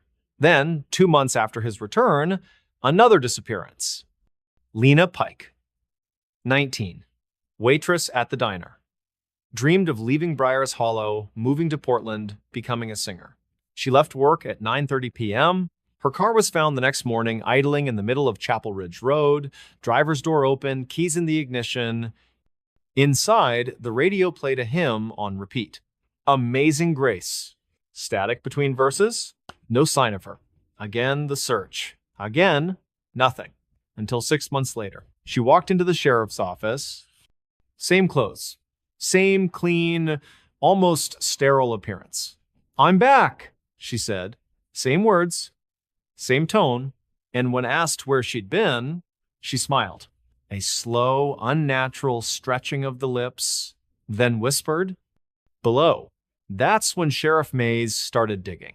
Literally, she visited the town archives, old church records, land deeds, and found a pattern every 7 years. Since 1893, one person taken, returned, always saying the same thing, always with the same dead eyes, and always without fail, within a week of their return, the town would experience what locals called the quiet night. No wind, no animals, no electricity, just silence. And from the forest, a low, rhythmic thumping, like something vast, breathing. Maez went to the only person who might know the truth. Old Man Hargrove, 92, lived in a cabin at the edge of the pines, rarely spoke, never left after dark. She found him on his porch, rocking slowly, staring into the trees. "Why do they come back?" she asked. He didn't look at her. "They don't," he said. She frowned. "What?" "They don't come back," he repeated. "They're replaced." And then softly, "The town gives one, the hollow takes one, and the one that returns isn't ours. What is it?" Hargrove finally turned. His eyes were watery, haunted. "It's a vessel," he whispered. "Empty, waiting, and every 7 years it fills." Mays didn't sleep that night. She sat in her office, reviewing files, photos, timelines, and then she noticed it.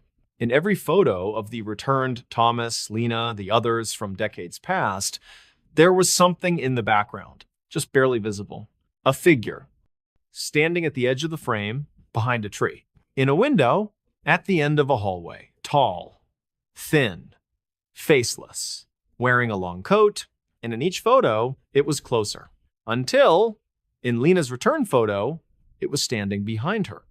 One hand on her shoulder, smiling, with her face. Mays drove to the church on Chapel Ridge the next day. The well was still there. Rusted iron cover, chained and padlocked, a sign nailed to the wood, "Do not open, condemned." She pried the lock off, lifted the cover. Darkness stared back. No bottom, just black. And from below, a breath, cold, wet. Then, a whisper, "We are many." She dropped the cover, sealed it, ran. That night, the quiet night came early. Power went out at 8:17 p.m. Phones died, cars wouldn't start, and from the forest, the thumping, louder, closer. Mays gathered what few officers she could, armed, watched the streets. At 2:03 a.m., the first one appeared, Thomas, standing in the middle of Main Street, alone. Then Lena, then two others returned years ago. Then more. 6, 12, 18, all standing in the road, facing the forest, not moving, not speaking, just waiting. And then, from the trees, movement, shadows peeling away from the trunks, figures, hundreds, all wearing long coats, all faceless, all walking in perfect silence. They passed through the town. No one stopped them. No one could. And when dawn came, the power returned. The birds sang. The cars started. But the people who had stood in the street, they were gone. All of them. Every returned soul. Vanished. And in their homes. Left behind. Personal items. Photos. Jewelry. And one thing in common, a small carved wooden token, roughly human-shaped. Hollow inside, and on the back, an inscription. One taken, one given, the cycle continues. Sheriff Mays tried to leave, but her car wouldn't start. The roads blocked by fallen trees, the radio static. And when she looked in the mirror, her reflection didn't blink. Not for a full 10 seconds. Now, Briar's Hollow still exists. Still quiet, still beautiful. Tourists come in the summer. Hikers pass through. They don't stay long. Something feels off. The smiles are too wide, the silence too deep. And if you walk the woods at night, you might hear it. The thumping from below. And if you're alone and you hear your name whispered, don't answer. Don't turn. Because the town doesn't just hide a secret, it feeds it. And one day, it will ask for you.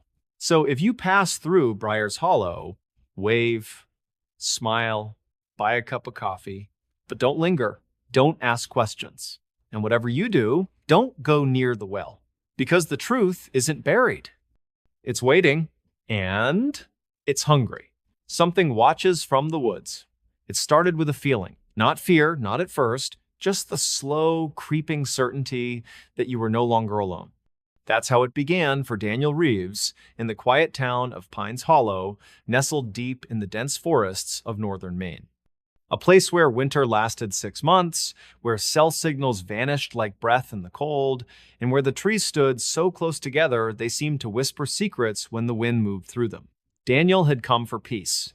After years in the city, endless noise, endless stress, the slow unraveling of his mind, he bought a small cabin off Black Spruce Road, a one-room retreat surrounded by pines, a stone's throw from a frozen creek. He wanted silence, solitude, a chance to breathe. He arrived in late October. The leaves were gone, the ground was hard, the sky hung low, gray and heavy. The first night was quiet, too quiet.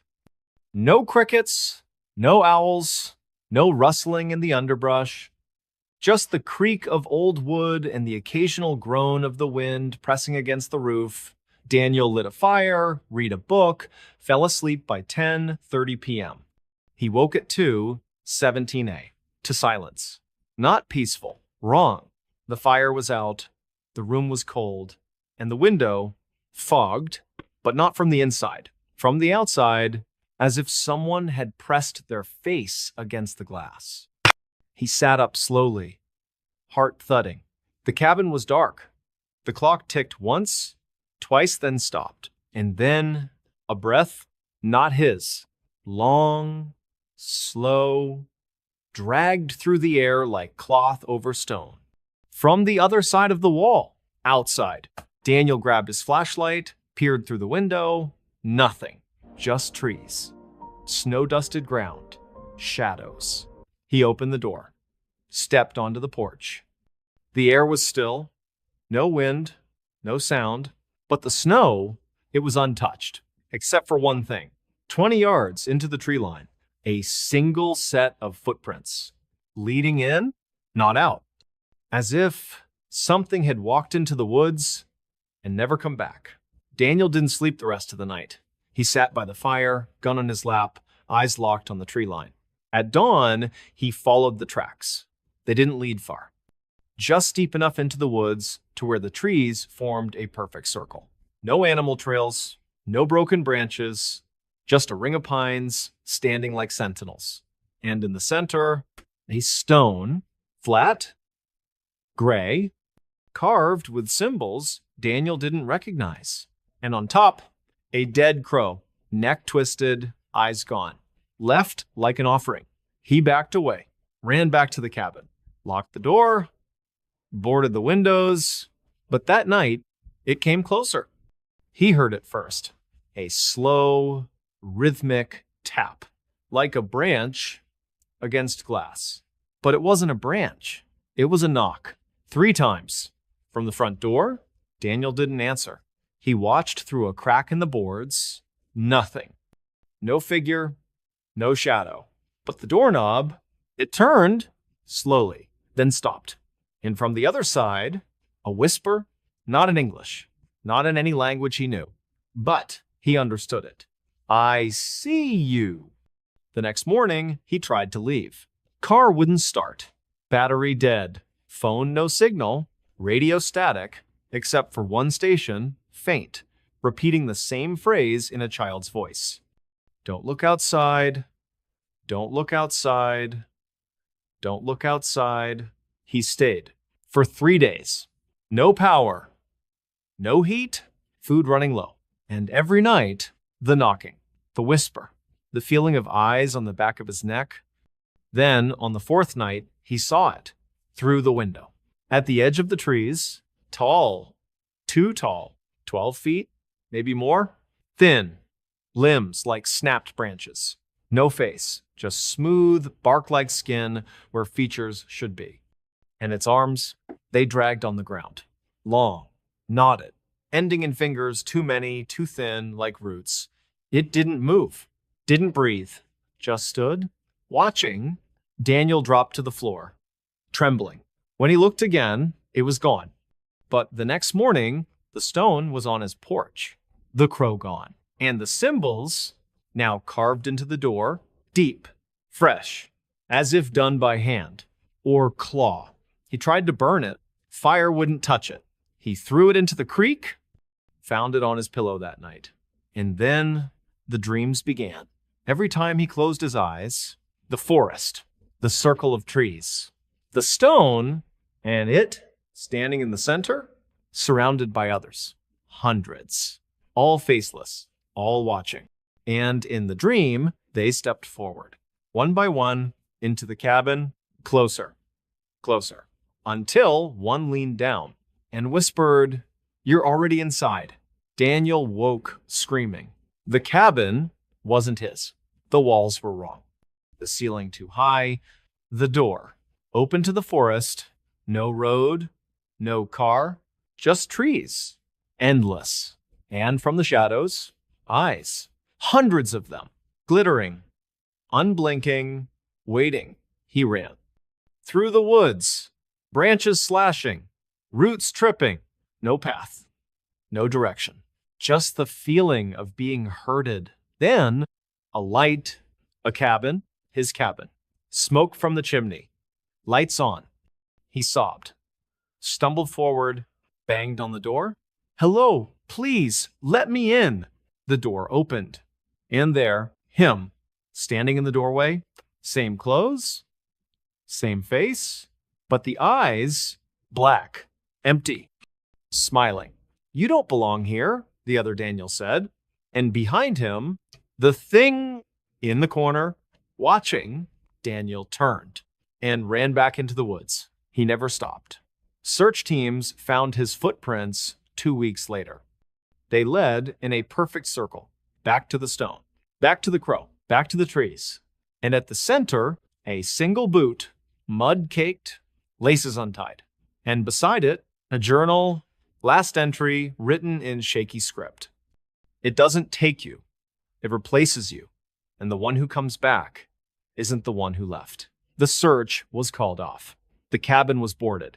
But locals say on still nights, when the wind dies and the stars vanish behind clouds, if you walk near Black Spruce Road, you'll hear knocking from inside the trees.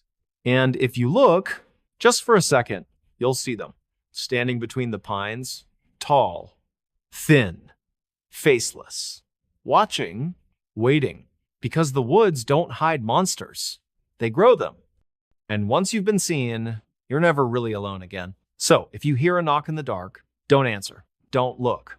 And whatever you do, don't go into the woods, even if you think you see a light, even if you hear your name, because something is always watching, and it knows you're there.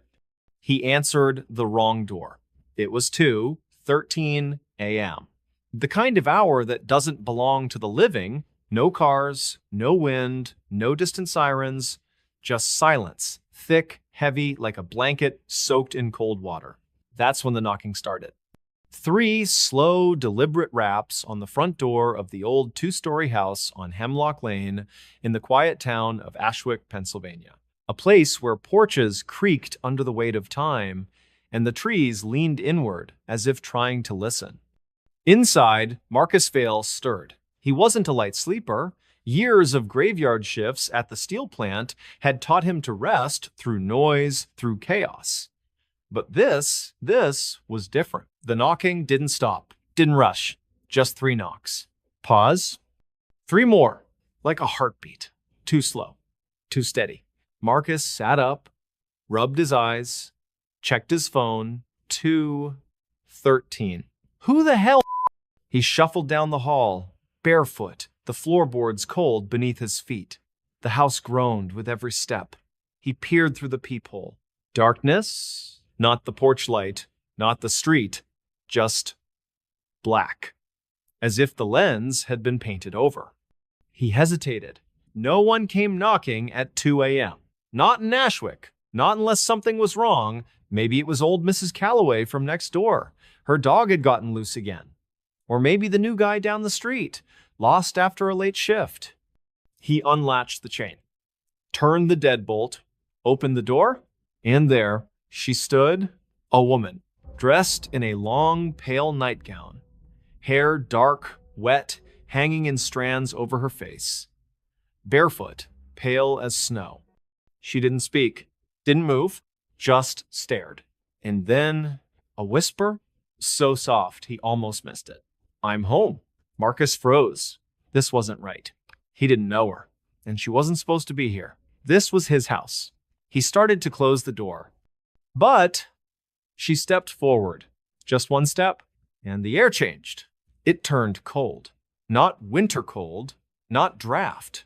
This was deeper, older, like air pulled from a tomb. Her head tilted, too far, too slow. And when she looked up, her eyes were gone. Just smooth skin, no sockets, no lashes, nothing. Marcus stumbled back, slamming the door, chaining it, locking it, heart hammering. He pressed his back against the wall, breath ragged. What the hell was that? He waited. Silence. No more knocking, no footsteps. After 10 minutes, he dared to look through the peephole again. Empty porch, streetlight flickering, leaves swirling, nothing. He exhaled. Hallucination, stress, lack of sleep. He poured himself a glass of water, sat at the kitchen table, tried to calm down. Then A sound. From the back door, 3 knocks. Slow, steady, just like before. His blood turned to ice. He wasn't imagining it. It was here, in the house. Or had it come in with him? He checked the locks, all secure, windows shut, no signs of forced entry. Then, a whisper from the hallway, "I'm home." Closer, softer, but unmistakable. Marcus grabbed the baseball bat he kept by the bedroom door, moved slowly down the hall. Every floorboard creaked like a warning. The air grew heavier, thicker, and then the bathroom door slightly open, steam rising from the crack. Impossible. He hadn't used the shower. He pushed the door open. The mirror was fogged, but written in the condensation, "I'm home." Below it, a child's handprint. Small, pale, and dripping, not water, something darker. He backed away, ran to the front door, grabbed his keys. But the chain, it was gone. The deadbolt, unlocked. And on the floor, a single wet footprint, leading in, not out. He turned, and she was there, standing at the end of the hall. Same nightgown, same bare feet, but now she wasn't alone. Behind her, a boy, no older than 6, eyes gone too, holding her hand. And behind them, more men, women, children, all barefoot, all pale, all faceless, all whispering, "We're home." Marcus screamed. He bolted for the back door, yanked it open, ran into the yard, through the gate, down the street. Didn't stop until he reached the gas station on Route 7. He banged on the glass. The clerk, a young man named Ray, jumped. "Help me," Marcus gasped. "There's people in my house. They're not real." Ray called the police. Deputy Karen Miles arrived within minutes. They went back to the house. Lights off, door closed. No signs of forced entry, no footprints, no steam, no writing on the mirror. Nothing. Miles searched every room, found nothing. "Are you sure you didn't dream it?" she asked gently. Marcus shook his head. "I saw them. They were in my house. They said, 'I'm home.'" The whisper came from the closet in the hallway. Miles drew her gun, opened the door, empty. But the back wall, it was wrong. Too far back, too dark, like a tunnel. She shined her flashlight. The beam didn't reach the end. And from the darkness, a breath, wet, slow, then a hand, pale, thin, reaching out. Miles slammed the door, sealed it with tape, called for backup. But when the team arrived, the closet was normal. Wall solid. No tunnel, no hand. Just wood. They took Marcus in for evaluation, psych ward, observation. He lasted 2 days. Then, on the 3rd night, he disappeared. No alarm, no forced exit, just gone. Bed empty. Window locked. Only one thing left behind. A note, scrawled on a paper napkin. "I answered the wrong door. Now I have to let them in." Search teams went back to the house. Nothing. No signs of struggle. No footprints. But the closet door, it was open. And inside, the wall was gone, replaced by darkness. And from within, a faint sound, whispers, hundreds of them, all saying, "We're home." And if you stand on Hemlock Lane at 2:13 a.m., when the wind dies and the stars vanish, and you knock on Marcus's door 3 times, slow, steady, you might hear it. The latch, the creak. The voice, soft, wet, "I'm home." And if you look inside, you'll see him standing in the hall, pale, barefoot, eyes gone, smiling. Because he didn't escape, he invited them in. And now, he answers every knock for everyone. So, if you hear knocking at 2:13, don't answer, don't look. And whatever you do, don't open the door, even if it sounds like someone you love. Even if they say they're home, because some doors don't lead out, they lead in. And once you open one, you become the one who answers forever. Real footage police never released. It was never supposed to be seen. Not by the public. Not by the families. Not even by the officers who recorded it. And yet somehow it surfaced. A single file. Unmarked. Unnamed. Uploaded at 3:44 a.m. to a forgotten corner of a public archives server in the town of Hollows Creek, West Virginia. No username, no IP trace, just a timestamp. And a video. Duration, 18 minutes, 37 seconds. File name, CCTV, unknown, route 19-2. The footage begins in darkness. Then static, a flicker, and the image resolves. Grainy, green-tinged, night vision. It's a rural stretch of road, 2 lanes surrounded by thick forest. A faded sign reads, Hollows Creek, 8 miles. Timestamp in the corner, 11:17 p.m. No movement, just the sway of tree branches in the wind. Then headlights. A car approaches from the left, slow, steady, a 2008 silver sedan. License plate blurred in the recording, standard procedure. But later, investigators would confirm it belonged to Daniel Reeves, 34, a mechanic from nearby Pine Ridge. He was reported missing the next morning. His wife said he was coming home from a late shift. He never arrived. In the footage, the car slows. Not due to traffic. Not due to weather. There's nothing ahead. But the driver Reeves brakes. Pulls over to the shoulder. The engine cuts. Silence. Then he gets out. Not panicked. Not frantic. Just deliberate. He walks to the edge of the road, stares into the trees, and waits. For nearly 2 minutes, nothing happens. Then, a figure emerges. From between the pines, tall, thin, wearing a long coat, too long dragging in the dirt, its face obscured by shadow. Not from the night, from something else. As if the camera refuses to focus on it. Reeves doesn't run. Doesn't scream. He just watches. The figure stops 10 feet from him. Raises one hand. Not in greeting, in command. And Reeves begins to walk. Backward. Step by step.